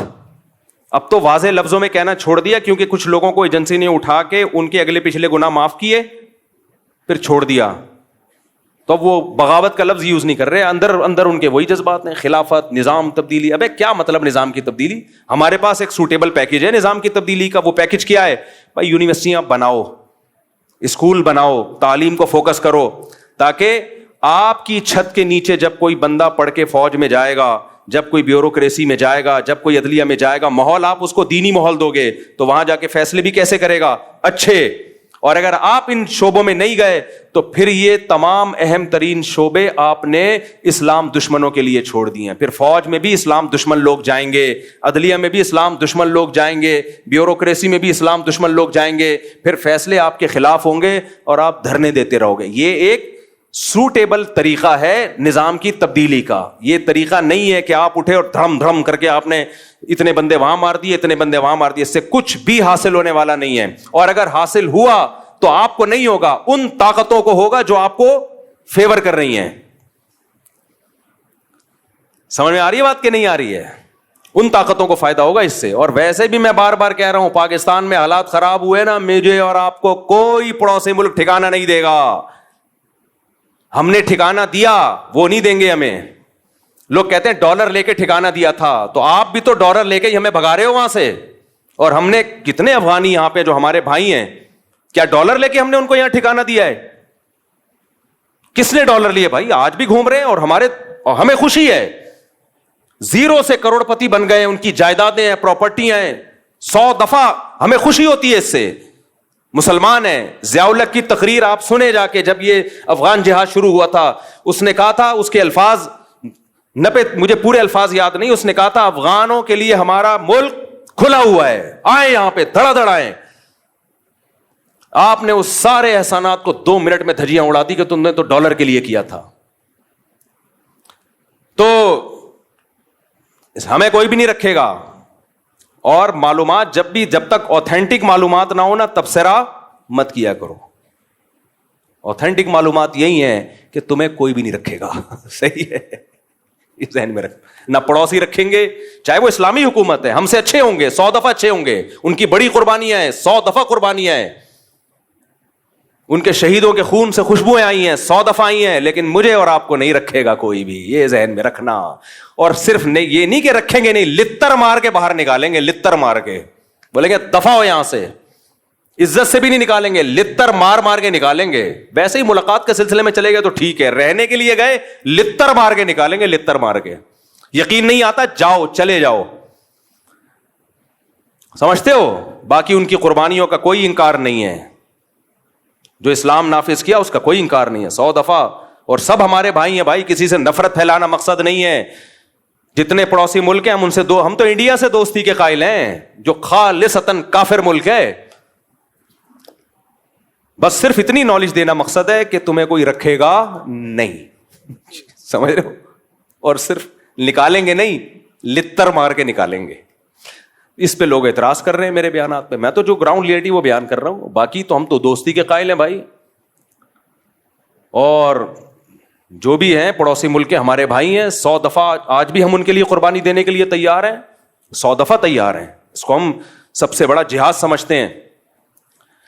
لیکن میں یہ بتا رہا ہوں کہ بس جو ظرف آپ کا ہے وہ ساری دنیا کے سب لوگوں کا نہیں, اس لیے اپنے ملک کی حفاظت کرو. آج ہم کسی کو پناہ بھی اس لیے دے رہے ہیں, دے بھی اس لیے رہے ہیں کہ ہمارے پاس ایک کنٹری ہے. نہیں ہوا ختم. بات کو میں سمیٹ کے ختم کرتا ہوں. تو اللہ دو طرح سے مدد کرتا ہے انسانوں کی. بعض دفعہ اسباب کے بغیر, جیسے معجزے اور کرامات, لیکن اللہ کی عادت کیا ہے؟ اسباب پیدا کر دیتا ہے. کیا پیدا کر دیتا ہے بھائی؟ اسباب. ایسی جگہ سے اسباب پیدا کرتا ہے جہاں سے آپ کا گمان بھی نہیں ہوتا. تو پھر ملحد کہتا ہے یار یہ تو سبب سے ہو رہا ہے نا, یہ تو سبب سے ہو رہا ہے, یہ تو سبب سے ہو رہا ہے, یہ تو اللہ کہاں کر رہا ہے؟ بھائی وہ سبب پیدا کس نے کیا ہے؟ اللہ نے کیا ہے. وہ سبب پیدا کرنے والا کون ہے؟ اسلام جو دنیا میں آیا, غالب آئے, وہ بھی تو اسباب سے آیا نا. وہ اسباب پیدا کس نے کیے؟ اللہ نے کیا. ایسی جگہ سے اللہ اسباب پیدا کرتے ہیں جہاں سے آپ کا گمان بھی نہیں ہوتا. اور بعض دفعہ اسباب فیل کون کرتا ہے؟ اللہ. آپ سمجھتے ہو بہت دولت آ گئی, بہت کچھ ہو گیا, آپ اللہ کو بھلا دیتے ہو. اللہ آپ سے دولت چھین لیتا ہے. چھینتا کیسے ہے؟ سبب پیدا کر دیتا. کوئی ایسی بیماری لگا دی, ساری دولت اس بیماری میں خرچ, جائیدادیں تقسیم ہونا, جائیدادیں بکنا شروع. ایسے لوگ ہم نے دیکھے ہیں, ایک بیماری ہوئی, علاج میں زیرو ہو گئے بالکل. کروڑوں کروڑوں روپے جو انہوں نے کمائے تھے ختم, بھیک مانگنے پہ آ گئے. حضرت حکیم اختر صاحب رحمہ اللہ تعالیٰ ایک واقعہ بیان کیا کرتے تھے, ابھی بھی ان کا بیان انٹرنیٹ پہ پڑا ہوا ہے, کہ گلشن اقبال میں ایک سیٹھ صاحب رہا کرتے تھے, ہر وقت مولویوں کی برائی, مولوی ایسے مولوی ایسے. کچھ لوگوں کو پتہ نہیں, کوئی اللہ وافر میں کوئی بچپن میں کچھ الٹے سیدھے واقعات شاید ہو جاتے ہیں ان کے ساتھ, کسی 2 نمبر مولوی کے, تو وہ ہر مولوی کو برا سمجھتے ہیں. بھائی ہر مولوی برا نہیں ہوتا یار. تو ان کو ٹھڑک ہو جاتی ہے, کوئی مولوی ایسے مولوی ایسے مولوی ایسے. ایک صاحب مجھے ملے, ملتا ہی مولوی ایسے مولوی ایسے مولوی ایسے مولوی 2 نمبر. نے کہا کیا ہو گیا بھائی؟ پھر انہیں واقعہ سنایا کہ بچپن میں جو ان کے ساتھ ہوا تھا, کوئی قاری صاحب تھے, کوئی غلط ہو گیا. تو میں نے کہا یار ایک نے غلط کر لیا آپ کے ساتھ, جو 100% اس قاری کو چھتر لگاؤ سالے کو. لیکن یہ تھوڑی کہ سارے قاری ایسے یار, سارے مولوی ایسے. ایک ونس اپون اے ٹائم آپ کے ساتھ ہو گیا, اور آپ کو بھی تو چاہیے تھا نا کہ تھوڑا سا اتنا. اس کی تو 100% غلطی ہے, لیکن آپ نے جو اندھا اعتماد کیا, وہ کہہ رہے میں تو بزرگ سمجھ کے گیا تھا اس کے پاس. تو بزرگ بھی بعض بڑے ڈینجرس قسم کے ہوتے ہیں. 2 قسمیں تو بزرگوں کی ہیں نا, 2 نمبر اور 1 نمبر. تو بعض دفعہ ایسا ہو جاتا ہے جس کی وجہ سے پھر آدمی کہتا ہے. تو وہ حکیم اختر صاحب نے فرمایا کہ وہ ہر وقت مولوی ایسے, عالم ایسے, بزرگ ایسے, نہ نماز نہ روزہ نہ زکوٰۃ. اس کو معدے کا کینسر ہو گیا. کینسر جب ہوا ہے تو حالت خراب. ڈاکٹر نے کہہ دیا اتنے دن کے مہمان ہو. اب دبلا ہونا شروع ہو گیا, ہڈیاں وڈیاں جو بیچارے کینسروں کے. تو اس کو اللہ نے توبہ کی توفیق دے دی. اس کو اندازہ ہو گیا جو میری جو دبدباہٹ اور روب, اور سارے ڈاکٹر آج سائنس اپنی ترقی کی انتہا کو پہنچی ہوئی ہے, 1 کروڑپتی آدمی کو زندگی نہیں دے سکتی. جوان بھی تھا. اس کو اندازہ ہو گیا بھائی یہ سب مادی اسباب کی 2 ٹکے کی حیثیت نہیں ہے. موت اپنی آنکھوں سے نظر آ رہی. حکیم اختر صاحب نے فرمایا کہ اس نے سارے علماء کو بلایا, سب سے معافیاں مانگی, بھائی مجھ سے غلطی ہوئی ہے, توبہ کی اور دنیا سے چلا گیا. یہ پرانے زمانے کے ملحد تھے, جب لتر پڑھتے تھے تو اللہ یاد آ جاتا تھا. آج کے ملحد اتنا ڈھیٹ ہے نا, صبح و شام عذاب اپنی آنکھوں سے دیکھے, پسے ابو جہل کی طرح. کیا عبداللہ بن مسعود اس کی سینے پہ بیٹھے ہوئے ہیں گردن کاٹنے کے لیے. اس کو مان لینا چاہیے تھا نا, اسلام غالب آ گیا. دیکھو 313 کو اللہ نے 1000 پہ غالب کیا, لیکن وہ کیا کہتا ہے, نیچے سے گردن کاٹنا, مرنے کے بعد پتہ چلے کسی سردار کی گردن ہے. سمجھ رہے ہیں, مرنے کے بعد پتہ چلے. آج کے ملحد ایسے ہیں, ابو جہل جیسے. تو اس لیے میرے بھائی جو محبت اللہ کو دینی ہے, وہ محبت کیا ہے؟ پکارنا صرف اس کو ہے. تو کرسچینٹی سے بھائی جو ہمارا مذاق اڑا, ہم ہر مسیحی کو نہیں چھیڑتے. جو اسلام کا مذاق اڑا رہا ہے نا, مسلمانوں میں ٹالرنس نہیں ہے, برداشت نہیں ہے, یہ نہیں ہے, وہ نہیں ہے. بھائی مسلمان کا جرم تمہارے جرموں سے ہلکا ہے. تم نے ایک جرم ایسا کیا ہے نا, شرک کا, وہ ایک ترازو کے پلڑے میں جب لا کے رکھا جائے گا تو اللہ کہے گا مسلمان جیسا بھی ہے مانتا صرف مجھے تھا, اور تم جتنے بھی اچھے ہو میرے ساتھ عیسیٰ ابن مریم کو تم نے شریک کر لیا. تمہارا ایک جرم لاکھوں کلو کا ہے, صحیح ہے نا. اور مسلمانوں کے چھوٹے چھوٹے 20 جرم بھی اس جرم کا مقابلہ نہیں کر سکتے. اللہ ہمیں عمل کی توفیق عطا فرمائے. موضوع کچھ اور تھا, لیکن چلو جہاں بھی چلے گئے اچھی بات ہو گئی. یہ بہت سوال پوچھا جاتا ہے جو ڈیوٹی پوری نہیں کر رہے ان کی تنخواہ جائز ہے یا نہیں. اسی سے ملتا جلتا سوال. کچھ امام نمازیں پوری نہیں پڑھاتے, تنخواہ پوری لیتے ہیں, تو ان کے لیے تنخواہ حلال ہے یا حرام ہے. کچھ مدرسے کے اساتذہ چھٹیاں کرتے ہیں تو ان کے لیے تنخواہ پوری لیتے ہیں, حلال ہے حرام ہے. دیکھو تنخواہ کا تعلق اس سے ہے کہ جس ادارے میں آپ ہیں اس سے آپ کا ایگریمنٹ کیا ہوا ہے. بعض دفعہ ایگریمنٹ ہوتا ہے کام کا, جیسے امام کا ایگریمنٹ ہوا ہے کہ نمازیں میرے ذمے, میں خود پڑھاؤں یا اپنا کوئی نائب رکھوں, ایگریمنٹ ہی یہی ہوا ہے. بعض دفعہ ایگریمنٹ ہوتا ہے نہیں آپ ہی کو پڑھانی پڑے گی, تو ایسی صورت میں جب ایگریمنٹ یہ ہو کہ نمازیں پوری آپ نے ہی پڑھانی ہے, تو پھر جتنی نمازوں کا امام صاحب بغیر عذر کے ناغہ کریں گے اتنی تنخواہ کاٹی جائے, ان کے اتنے پیسے کاٹے جائیں ان کی تنخواہوں سے, وہ پھر باقی تنخواہ حلال نہیں ہوگی. اسی طرح تدریس میں یا کہیں بھی جاب پہ جو بھی ایگریمنٹ ہوا ہے, کام کا ایگریمنٹ ہوا ہے یا ٹائم کا ہوا ہے یا دونوں کا ہوا ہے. بعض دفعہ ایگریمنٹ صرف کام کا ہوتا ہے, ہمیں کام چاہیے, آپ بے شک لیٹ آئیں, کام پورا کریں. بعض دفعہ ایگریمنٹ یہ ہوتا ہے آپ ٹائم پہ آئیں, بعض دفعہ ٹائم بھی چاہیے کام بھی چاہیے. تو جو ایگریمنٹ ہوا ہے اس ایگریمنٹ کو پورا کرنا لازم ہے, اس میں جتنی ڈنڈی ماریں گے اتنی حرام شامل ہو جائے گی تنخواہ, تو اتنی تنخواہ پھر واپس کرنی پڑے گی. ایک سوال یہ تھا کہ جیسے آئمہ کی بات کر رہے ہیں آپ, تو آئمہ اکثر فجر میں نہیں ہوتے جو کہ قیمتی نماز ہے, جی, پانچوں نمازوں میں سب سے زیادہ قیمتی نماز ہے فجر کی نماز, جی, اس میں آئمہ غیر حاضر ہیں, جی, تو ظاہر ہے پھر وہ روزی کا مسئلہ آ جائے گا, ان کی تنخواہ پوری مل رہی ہے. بس امام صاحب اگر فجر میں غیر حاضر ہیں تو ان کا اول تو فجر کی نماز سب پہ واجب ہے, تو امام صاحب پہ بھی واجب ہے فجر کی نماز. تو زیادہ تر امام تو فجر میں آتے ہیں, کچھ لوگ ہیں جو مارکیٹ سے شارٹ ہوتے ہیں تو اگر ان سے ایگریمنٹ یہ ہوا ہے کہ بھائی نماز پڑھوانی ہے, چاہے آپ پڑھائیں یا آپ نے کسی نائب سے پڑھوائیں, تو پھر تنخواہ تو حرام نہیں ہوگی, لیکن نماز چھوڑنے کا بہرحال گناہ ہوگا. اور اگر ایگریمنٹ یہ تھا کہ آپ نے پڑھانی ہے تو پھر جتنی فجر کے ناغے ہو رہے ہیں اتنی تنخواہ کاٹی جائے گی. اچھا بھائی, پہلے تو میں آج کے بیان کا ایک ٹاپک مکمل کر دوں. یہ جو میں نے بات کی پڑوسی ملک میں آپ کو لتر لگا کے بھیجیں گے, کچھ لوگ کہتے ہیں ہم نے بھی تو بڑا ظلم کیا, اڈے بڈے دیے ان کے خلاف امریکہ کو. دیکھو وہ ظلم تھا, سب علماء نے اس وقت مخالفت کی تھی, بلکہ فوج میں بھی بہت سے لوگ اس کے مخالف تھے. تو ایک آدمی کی کارروائی تھی, وہ جنرل مشرف کی, یہ زیادتی اس نے کی ہے, اور زیادتی کو زیادتی ہی کہا جائے گا. لیکن اس زیادتی کے ساتھ احسانات بھی تولے جاتے ہیں, خالی زیادتیاں نہیں دیکھی جاتی. اور سب سے بڑی بات یہ ہے کہ جنرل مشرف نے اڈے دیے تھے, کن کو؟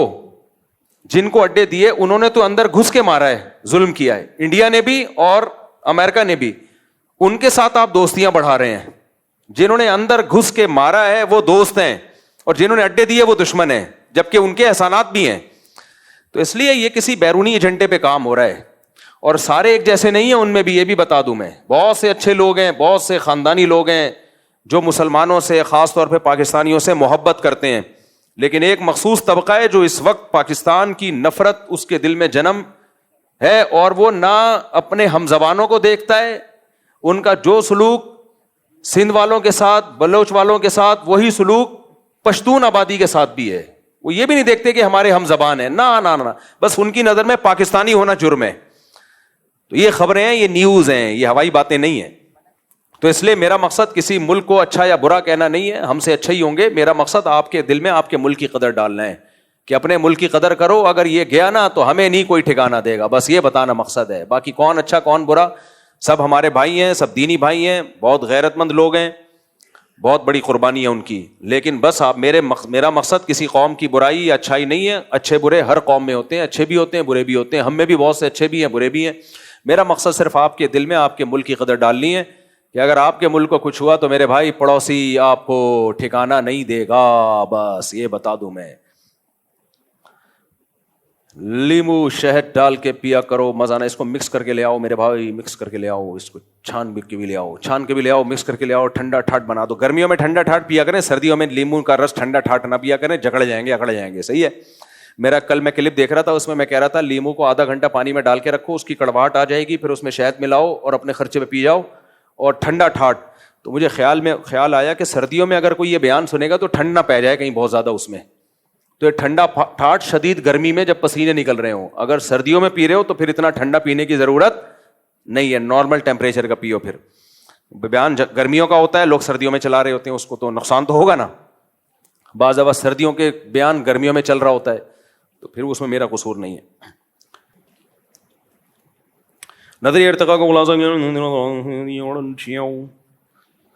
نظریہ ارتقاء کا خلاصہ کیا ہے؟ ملحدین کہتے ہیں کہ اللہ خلاف عادت کوئی کام نہیں کرتا, اور دلیل دیتے ہیں کہ ولن تجد لسنت اللہ تبدیلا, اللہ کی سنت میں کبھی تبدیلی نہیں پاؤ گے. تو اللہ کی سنت یہی ہے کہ کبھی کبھار وہ خلاف عادت کام بھی کرتا ہے, لہٰذا اس میں کوئی تبدیلی نہیں ہوگی. کبھی کبھار وہ خلاف عادت کرتا رہے گا, نارملی اسباب کے ساتھ کام کرتا ہے, کبھی کبھار اپنی قدرت دکھانے کے لیے خلاف عادت بھی کر دیتا ہے. یہی اللہ کی سنت ہے جو کبھی بھی تبدیل نہیں ہو سکتی. لہذا کرامتیں ہمیشہ ظاہر ہوتی رہیں گی. ایک ملحد نے لکھا کہ جب سے ایک ویڈیو کیمرے ایجاد ہوئے کرامتیں ختم ہو گئی ہیں. تو کسی نے جواب میں لکھا کہ جب سے ویڈیو کیمرے بنے بندر سے انسان بننا بھی مارکیٹ سے ایسوں کو ایسے ہی جواب دینا چاہیے. مفتی صاحب میری طبیعت میں ہر وقت غصہ ہوتا ہے, ہر وقت میرا بھائی نروس ہوتا ہوں, اور کیا, ہائے ہائے ہائے. ہر وقت غصہ, ہر وقت نروس 2 وجہ سے ہوتا ہے. یا تو کوئی فزیکلی مسئلہ ہوتا ہے, آپ کی نیند پوری نہیں ہو رہی, یا آپ میں میگنیشیم کی کمی ہے, کوئی منرل کی کمی ہے, کوئی وائٹامن کی کمی ہے. تو پھر کسی اچھے ڈاکٹر کو بتاؤ, وہ آپ کا بلڈ ٹیسٹ لکھ کے دے گا. میگنیشیم کہتے ہیں بلڈ ٹیسٹ سے شاید نہیں پتہ چلتا, اور کوئی ٹیسٹ ویسٹ لکھ کے دے گا. کوئی ایکسپرٹ ڈاکٹر ہو, جو چیز کی کمی ہے وہ میڈیسن لے لو, ٹھیک. میں نے بہت سے لوگ بڑے آرام سے ٹھیک ہوتے دیکھے ہیں. عجیب سے باولے ہوتے جا رہے تھے وہ, کبھی عاملوں کے پاس جا رہے ہیں, کبھی روحانی علاج, کبھی اس حکیم, کبھی اس حکیم. کئی صحیح ڈاکٹر کے پاس گیا, اس نے چند دن کی دوا دی, فٹ فاٹ ہنسی والی زندگی. جو کمی تھی وہ ڈاکٹر نے ٹریس کر لی. تو بعض چیزیں بہت آسان ہوتی ہیں, ہم ان کو بہت مشکل بنا کے مصیبت میں پھنس جاتے ہیں. ہمارا ایک جاننے والا لڑکا ڈپریشن میں گیا, پتہ نہیں مردے وردے اس کو نظر آنے لگے, کیا ہو گیا, پاگلوں والی حرکتیں کر رہا ہے, اٹھ پٹانگ. تو وہی عاملوں کے چکر میں پڑنے سے بہتر اس کے ابا نے سمجھداری کی, کسی ڈاکٹر کو دکھایا, اس نے کوئی میڈیسن دی ہے, 2 ہفتے کھائی ہے, انسان کا بچہ بن گیا. دماغ کے کیمیکل آگے پیچھے ہوئے تو انہوں نے سیٹ کر دیے. تو کچھ چیزیں بہت آسان ہوتی ہیں, بلا وجہ اس پہ کو نہیں جا رہے ہوتے.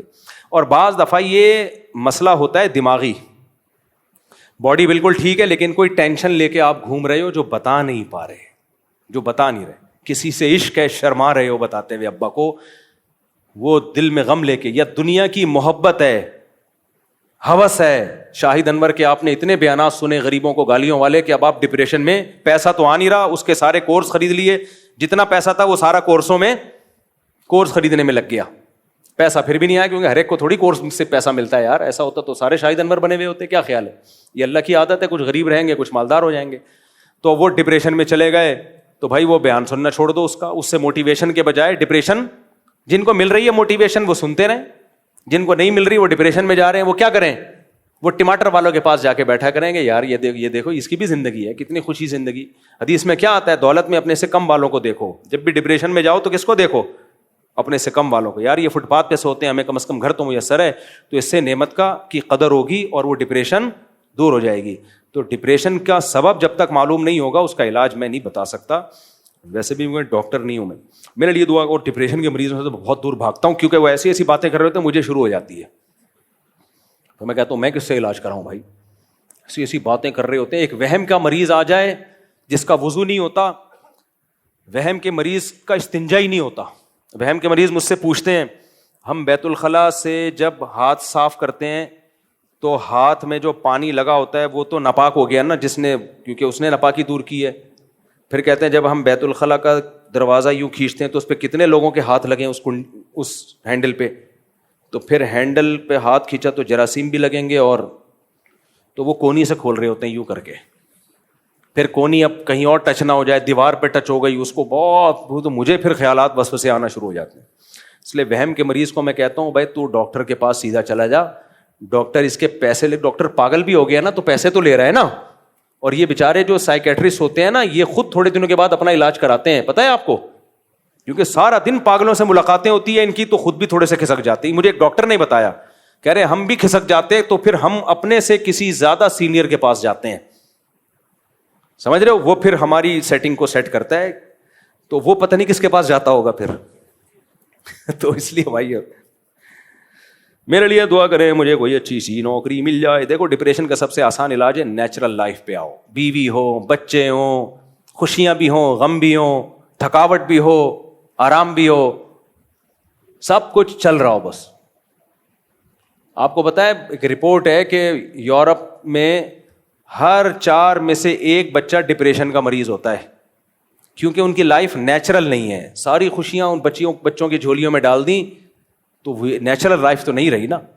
ہمارے بچے کوئی بھی ڈپریشن کا مریض نہیں ہوتا, ہمیں ڈپریشن دے رہے ہوتے ہیں. اللہ کا بڑا فضل ہے, اللہ نظر بد سے بچائے. میرے 19 بچے ہیں الحمدللہ, اللہ کے فضل سے کوئی بھی ڈپریشن کا پیشنٹ نہیں ہے. ہمیں بنا دیں تو ایک الگ بات ہے, نہ ہمیں بنایا, ہماری بھی ڈپریشن دور ہوتی. جتنے تھکے ہوئے ہو جب گھر میں جاؤ بچوں کو دیکھ کے ساری ٹینشن ختم. اور بچے آپس میں کھیل رہے ہوتے ہیں تو وہ ڈپریشن ویسے ہی نہیں, کیونکہ بہن بھائی کھیلتے ہیں آپس میں. تو اس لیے انگریزوں کی ڈپریشن اس لیے بھی ہے کہ 2 بچے, فیملی نہیں ہے, خاندان کی ایسی کی تیسی ہو گئی, تو فیملی والا آدمی ڈپریشن سے اکثر دور ہی رہتا ہے. سمجھتے ہو؟ ہاں اگر بیوی کوئی خطرناک مل جائے نا, وہ پھر بیچ کے کھا جائے گی آپ کو, اس کا پھر شریعت نے حل رکھا ہے کہ پہلے سمجھاؤ وغیرہ وغیرہ.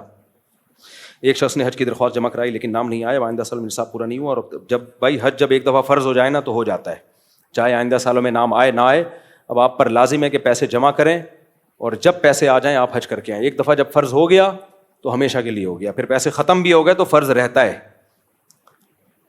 ہاں گناہ نہیں ہوگا کیونکہ آپ کے مرضی کے بغیر ختم ہو گئے وہ پیسے, تو پھر حج بدل کی وصیت کریں اگر وراثت میں اتنے پیسے ہیں. میاں بیوی میں طلاق کے معاملے میں اختلاف ہو جائے, شوہر انکاری ہو 3 طلاق کا جبکہ بیوی 3 طلاق کی دعوے دار ہے اور گواہوں کا نصاب پورے نے بیوی کا آنے کو تیار ہی نہیں, تو المرأۃ کالقاضی کے تحت بیوی کے لیے لڑکی کی صورت ممکن ہے.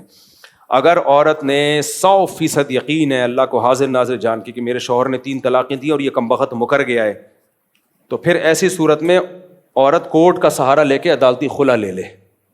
تو وہ خلا ویسے تو شریعت میں کالعدم ہوگا, لیکن اس موقع پہ ہم اس کو اس لیے مان لیں گے کہ بھئی طلاقیں تو ویسے ہی 3 ہو چکی ہیں, تو ایک قانونی کاغذ مل جائے گا آپ کو, تو اس بیس پہ وہ کورٹ سے خلا لے کے کہیں اور نکاح کر لے. لیکن اس کو پتا ہو جھوٹا الزام نہ لگا رہی ہو شوہر پہ. انجینئر صاحب گرفتار, کیا شریعت کی روشنی میں صحیح گرفتار ہوئے ہیں, اور اگر ہاں تو کیسی؟ گرفتار تو کسی اور مسئلے پر ہوئے تھے, گرفتار تو اس پہ ہوا تھا کہ عیسائیوں پہ غلط الزام لگایا ہے, لیکن اس کو کسی اور نے 295C میں ڈال دیا. تو میں اس پہ تو کوئی بات نہیں کروں گا کہ گرفتار ہونا ٹھیک تھا یا غلط تھا, اس کی تو مجھے پوری تحقیق نہیں ہے, کیونکہ عیسائی بھی مشتعل کہتے ہیں, بعض لوگ کہہ رہے ہیں کہ عیسائی بڑے مشتعل ہوئے ہیں, مسیحی لوگ بڑے مشتعل ہوئے ہیں, اشتعال انگیزی ہے. تو اس پہ تو 2 رائے ہو سکتی ہے کہ گرفتاری صحیح تھی یا نہیں تھی, وہ آپ ماہرین سے پوچھیں. لیکن یہ جو 295C ڈالا ہے یہ نہیں بنتا, جس بیس پہ ڈالا ہے, کوئی اور بیس ہو تو غلط بات ہے, لیکن ہمارے پاس جو معلومات ہیں وہ جس بیس پہ ڈالا ہے نا اس بیس پہ 295C نہیں بنتا. اسٹوڈنٹ کے لیے کچھ سال قبل ڈریم ورلڈ میں پروگرام کیا تھا, آپ نے بہت سی فائدہ ہوا تھا, درخواست ہے کہ یہ عثمان بھائی نے کیا تھا, عثمان بھائی کو بولیں دوبارہ کر لیں. ڈریم ورلڈ میں اسٹوڈنٹ کے لیے مفتی صاحب, نام دیکھو کیسا لکھا, ڈریم ورلڈ, خوابوں کی دنیا. فوراً نوجوانوں کے ذہن میں 4 شادیاں آتی ہیں, خوابوں کی دنیا. مفتی صاحب آپ نے DC آفس میں جا کر پانی کے حوالے سے بات کی تھی, لیکن 2 دن ہو گئے, 20 دن نہیں بھائی 2 دن ہوئے, ہونے والے سیکٹر 10 میں ابھی تک پانی نہیں آیا. انہوں نے وعدہ کیا ہے کہ ہم پانی کی مقدار بڑھائیں گے, تو ابھی ان کو سانس لینے دو, دیکھتے ہیں اس مہینے کیا ہوتا ہے. میں نے ولاگ بنا کے اسی لیے ڈالا ہے کہ اگر پھر بھی نہیں آیا پانی تو پھر ہم بسیں بھر کے لے کے جائیں گے, وہاں جا کے بیٹھ جائیں گے, ہم بولیں گے پانی دو ورنہ ہم یہیں بیٹھے رہیں گے. تو امید ہے آ جائے گا. انہوں نے, اور وہ جو تھے MD صاحب بڑے اچھے آدمی تھے, بہت بااخلاق آدمی تھے, تو وہ تو ہمیں کافی اچھے آدمی لگے. باقی دیکھو ہوتا کیا ہے, ابھی 2 دن ہوئے نا, 20 دن نہیں ہوئے. مفتی صاحب میں نے بہت مشکل سے سولر پلیٹ لی تھی, کسی نے ہوائی فائرنگ کر کے اسے ضائع کر دیا, کیا قیامت کے اس کے بدلے میں اس بالکل حساب ہوگا, جس نے ہوائی فائرنگ کیا اس کا باپ بھی پیسے دے گا آپ کو. آپ نے ایک بیان میں کہا تھا کہ باپ جو کہے کر لو. میرے والد صاحب کیا کہتے ہیں بھائی, فاتحہ خوانی کرتے ہیں, 12 ربیع الاول مناتے ہیں. میں نے آپ کے بیان میں بھائی غیر شرعی چیزوں میں ابا کی اطاعت جائز نہیں ہے. خالی نعتیہ پروگرام کر رہے ہیں وہ تو ٹھیک ہے, نعت کی محفل لگانا یا انڈور کوئی جلسہ کر لینا انڈور, جس میں آپ صرف نبی کی سیرت بیان کریں, اس میں کوئی حرج نہیں ہے, اس حد تک ٹھیک ہے. جو حلوے مانڈے چل رہے ہوتے ہیں اور جو بتیاں جو پورا سیلیبریٹ کیا جاتا ہے نا, اس کو عید کی طرح منایا جاتا ہے, یہ بدعت ہے.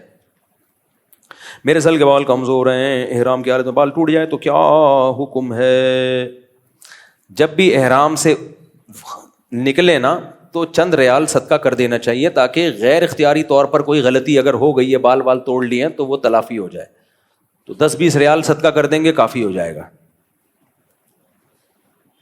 میرے بھائی لکھو بھائی, کعبہ پر پہلی نظر پڑے تو کیا دعا کریں؟ اچھا, کعبہ پر پہلی نظر پڑتے ہی دعا قبول ہوتی ہے, اس کا مطلب پہلی نظر نہیں ہے. اس کا مطلب جب آپ کعبہ میں گئے ہیں تو کنٹینیوسلی جب آپ آگے جا رہے ہیں تو پہلی نظر ہی کہلائے گی. بعض لوگ کیا تکلف کرتے ہیں, جب عمرے پہ جا رہے ہیں تو سر نیچے کر کے, یہ کعبہ پر نظر نہ پڑے, کیونکہ جب نظر پڑے گی تو اسی وقت دعا مانگنی پڑے گی. تو ہم ابھی دور ہیں, قریب جا کے تو یوں منہ نیچے کر کے جا رہے ہوتے ہیں, ٹکرا بھی رہے ہوتے ہیں کہ ابھی نظر نہیں پڑے. یہ تکلف کی ضرورت نہیں ہے.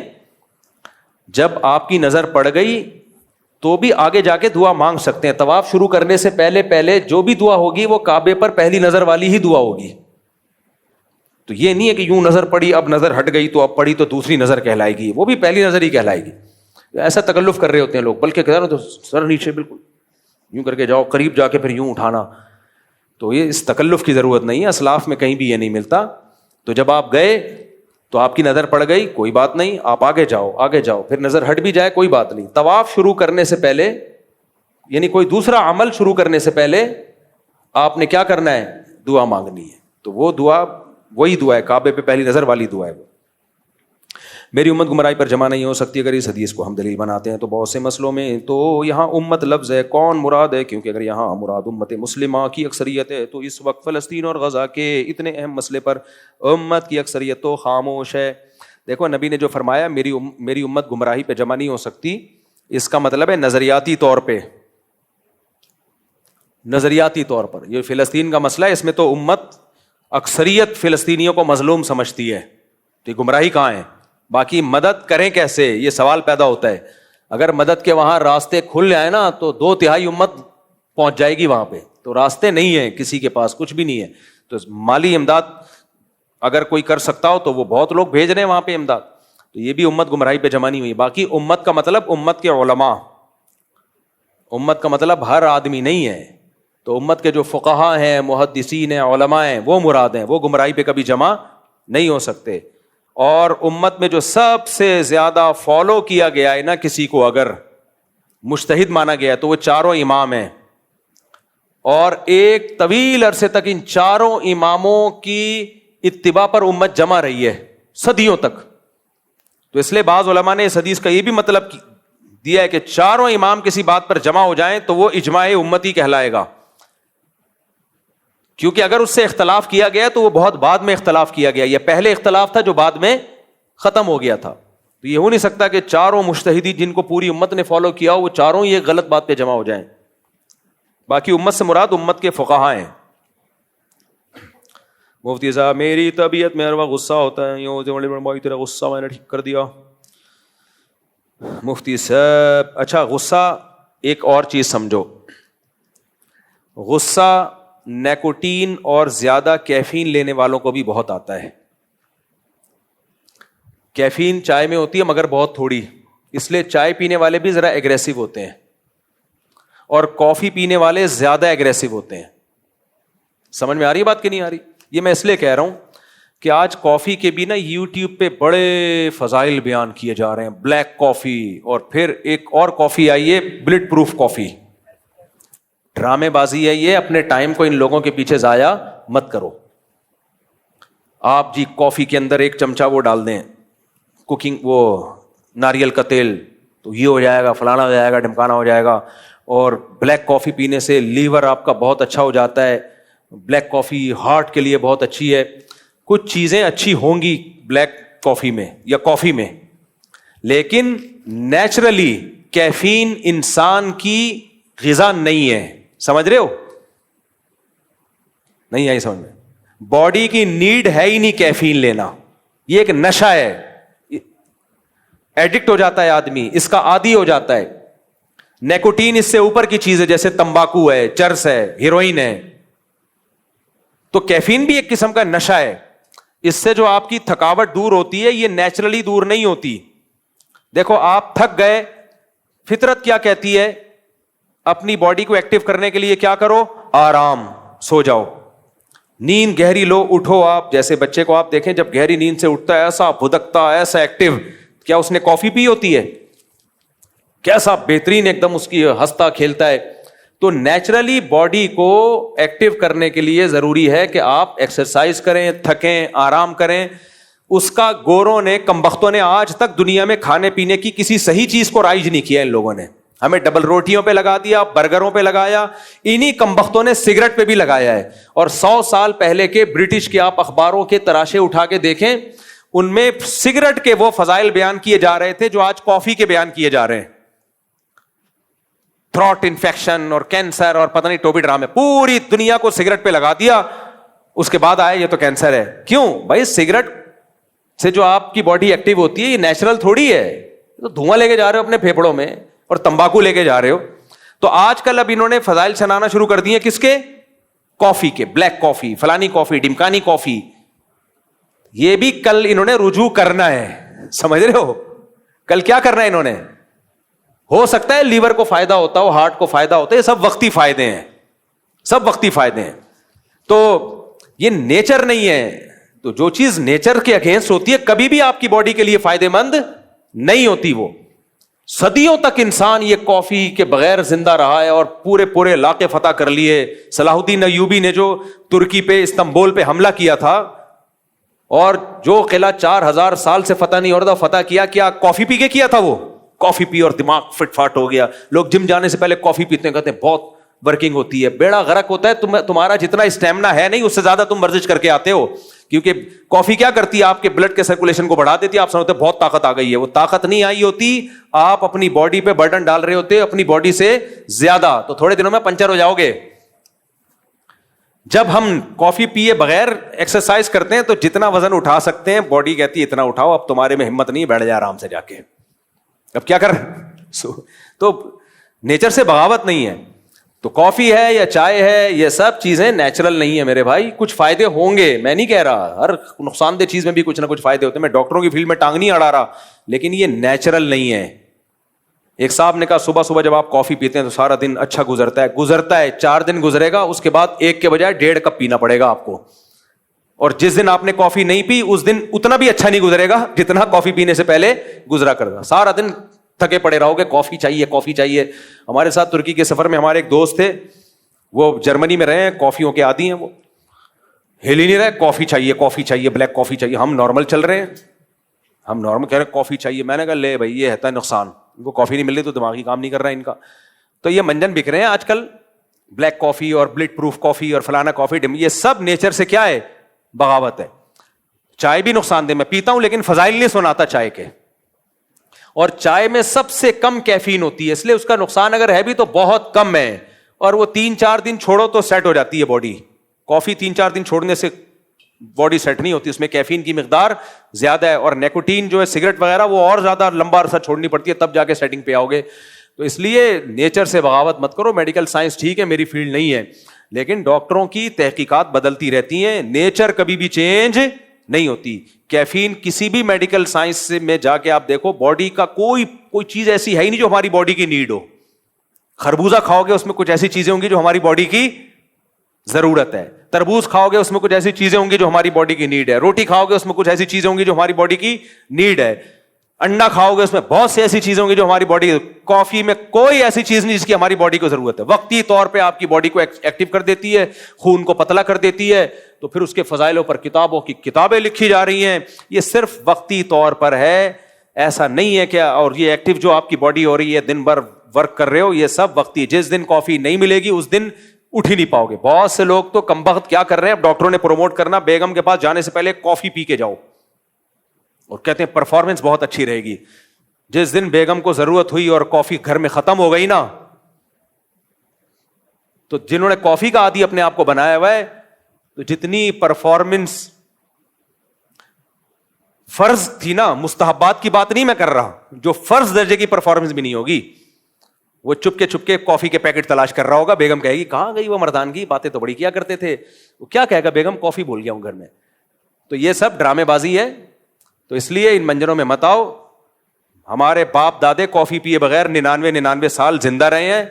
کھیتی باڑیاں بھی کی انہوں نے, تجارتیں بھی کی, علاقوں کے علاقے جو مجاہدین نے فتح کیے, صحابہ کو دیکھو, تابعین کو دیکھو, تبع تابعین کو دیکھو, صلاح الدین ایوبی کو دیکھو, سارے چائے اور کافی کے سے بچے ہوئے تھے. ہم سب چائے کافی پی کے ہماری شکلیں کیسی ہو گئی ہیں. تو پیشاب لاتی ہے کافی بے تحاشا. آپ کی باڈی کا پانی کیا کر دیتی ہے, پانی ویسے ہی باڈی میں کم ہے, آج کل لوگوں کو کمی ہے, جو ہوتا ہے نکل آتا ہے وہ. تو اس لیے پیو, پھر بھی کافی پی لو, فضائل بیان نہ کرو بس, صحیح ہے نا. میں چائے پیتا ہوں نا, کیونکہ چائے کا نقصان بہت کم ہے, وہ ان کو دوسرے طریقوں سے بہت تلافی کر لیتا ہوں میں. جیسے چائے پی لی تو ورزش بھی ہو رہی ہے, سب کچھ ہو رہا ہے, تو وہ نقصان اتنا کم ہے کہ وہ نقصان پھر باڈی پہ ظاہر نہیں ہوتا. اور میں نے چائے چھوڑ کے بھی دیکھی ہے, چائے چھوڑنے سے سب سے پہلا مجھے پتا ہے کیا فائدہ ہوا تھا, میرے مزاج میں تھوڑی سی جو شدت ہے وہ بھی ختم ہو گئی تھی, واضح مجھے فرق لگا تھا, بالکل میرے مزاج سے غصہ جو تھوڑا بہت ہے وہ بھی ختم ہو گیا تھا, مجھے واضح فرق.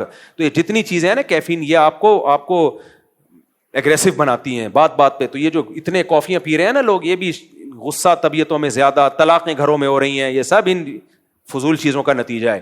اور یہ جو آپ کولڈ ڈرنک پیتے ہو اس میں بھی ٹھیک ٹھاک کیفین ہوتی ہے, اس میں بھی ہوتی ہے. یہ جو کولڈ ڈرنک, جتنی قسموں کی کولڈ ڈرنک ہے ان سب میں کیفین ہوتی ہے, تبھی آپ پی کے ایک دم زبردست بیڑا غرق ہوتا ہے بھائی باڈی کا. اور یہ جو آپ گرین کلر کی ایک کولڈ ڈرنک آتی ہے یہ ٹھیک ہے, کہ یہ ٹھیک نہیں ہے نا, پھر اس پہ بڑے مسائل کھڑے ہوتے ہیں. اس ڈاکٹر نے بتایا کہ بچوں کو تو کسی قیمت پہ نہ پلائیں, کیونکہ اس میں کیفین کی مقدار سب سے زیادہ ہے. بچے پاگل ہو جاتے ہیں پی کے, ایک دم دیکھا پھٹکتا پھر رہا ہے, وہ نیچرل نہیں ہوتا, وہ پھر ایسا تھکار کے گرے گا. تو اس لیے میرے بھائی آپ کافی بھی پئیں, ہم بھی بہت زیادہ کبھی تھکے ہوئے ہوتے ہیں پی لیتے ہیں, 2-4 گھونٹ چڑھا لیتے ہیں, توبہ استغفار کر کے کہ اللہ کام تو اچھا نہیں کر رہا ہے لیکن اب کیا کریں, کام کرنا ہے, امتحان کی تیاری ہے, کوئی تدریس ہے, پرچے بنانے ہیں, پرچے چیک کرنے ہیں, سفر ہے, بہت سارے بیان ہے, مجبوری میں اللہ 2-3 چھٹے لگانے دے ہمیں, ٹھیک ہے نا, توبہ استغفار. فضائل نہیں, اصل علاج ہے کہ سو جاؤ بھائی. اصل علاج کیا ہے؟ آرام کرو. تو پیو, آپ دودھ پتی بھی پیو, ہم بھی پیتے ہیں کڑک دودھ پتی, لیکن فضائل خدا کے لیے. مجھے غصہ جب آتا ہے جب ڈاکٹر ان چیزوں کو پروموٹ کرتے ہیں, تو اس سے آپ کی صحت کو فائدہ نہیں ہوگا, کافی بنانے والی کمپنیوں کی چاندنی ہوگی. اور ان چیزوں کی تحقیق میں آپ جب بہت زیادہ ڈیپ میں جائیں گے نا, بہت زیادہ ڈیپ میں, تو پتہ چلے گا کسی بڑے اسپیشلسٹ کو کسی کافی بنانے والی کمپنی نے پیسے دیے ہوئے تھے. BBC پہ ایک پوری رپورٹ شائع ہوئی تھی کہ ایک سائنٹسٹ ہے, ڈاکٹر ہے امریکہ میں, یورپ میں, وہ چائے کے بڑے فضائل بیان کرتا ہے. جب پتہ چلا اس کی ڈیپ میں گئے نا, تو پتہ چلا کہ اس پہ کیس چل رہا ہے کہ اس نے چائے بنانے والی کمپنیوں سے پیسے کھائے ہوئے لے کے, لہذا اب چائے کے فضائل بیان کر رہا ہے. تو چائے کا نقصان پھر بھی سب سے کم ہے. اس کی بڑی دلیل یہ کہ 3-4 دن میں چھوڑو گے تو چھوٹ جائے گی, لیکن کافی میں ٹائم لگتا ہے. تو پئیں, آپ 100 دفعہ پئیں, آپ اپنے خرچے پہ پی رہے ہو, ہمارے خرچے پہ تھوڑی پی رہے ہو, لیکن فضائل نہ سناؤ. جیسے بہت سے لوگ سگریٹ بھی پیتے ہیں نا, پئیں بھائی, فضائل نہ سناؤ بھائی. چلو میرے بھائی, آپ کیا پوچھ رہے ہو؟ آپ علیہ الصلوۃ والسلام خاتم الانبیاء, آپ کے خاتم الانبیاء ہونے پر عقلی دلیل پیش کریں, نقلی نہیں, تو اس کو کیا جواب دیں گے؟ آپ کے خاتم الانبیاء نہ ہونے پر نہیں, آپ خاتم الانبیاء ہیں, آخری نبی ہیں, اس پر اگر کوئی شخص عقلی دلیل مانگے کہ بھائی جیسے وہ امام صاحب کا مذہب ہے کہ اللہ تعالیٰ کو ماننے کے لیے پہاڑ زمین آسمان کو دیکھ کر انسان سمجھتا ہے, تو اس طرح دلیل مانگے تو کیا جواب دیں گے اس کو؟ تو اس میں بھی دلیل دی جا سکتی ہے. عقلی دلیل یہ ہے آپ کے خاتم النبیین ہونے پر کہ نیا نبی کیوں آتا ہے جب پرانے نبی کی تعلیمات مسخ ہو جاتی ہیں. پرانے نبی کی تعلیمات, اور نیا نبی جب آئے گا جب پرانا نبی کسی قوم کے لیے ہو. تو نبی صلی اللہ علیہ وسلم جو شریعت لے کے آئے ہیں 1400 سال سے, وہ کتاب بھی محفوظ, حدیثیں بھی محفوظ, پوری سندوں کے ساتھ, راویوں کے ساتھ. اب نیا نبی کے کیا, کیوں, کس سلسلے میں حاضر ہوا ہے بھائی تو؟ صحیح ہے نا, کیوں آ رہا ہے تو؟ اور جو آیا ہے اس کی حالت تو دیکھو. مرزا غلام احمد قادیانی کہتے ہیں یہ نبی صلی اللہ علیہ وسلم کی مدد کے لیے آیا ہے. جو مدد کے لیے آیا وہ برطانیہ سے مدد لے رہا ہے, یعنی جن سے اسلام کو خطرہ تھا انہی کی بغل میں جا کے بیٹھا ہوا ہے. خلافتیں بھی ان کی اب تک برطانیہ میں, آج برٹش ہاتھ کھینچ لے تو دھڑام سے قادیانیت ختم. تو یہ تو مشاہدہ بھی تو عقلی دلیل ہوتا ہے. چلو بھائی.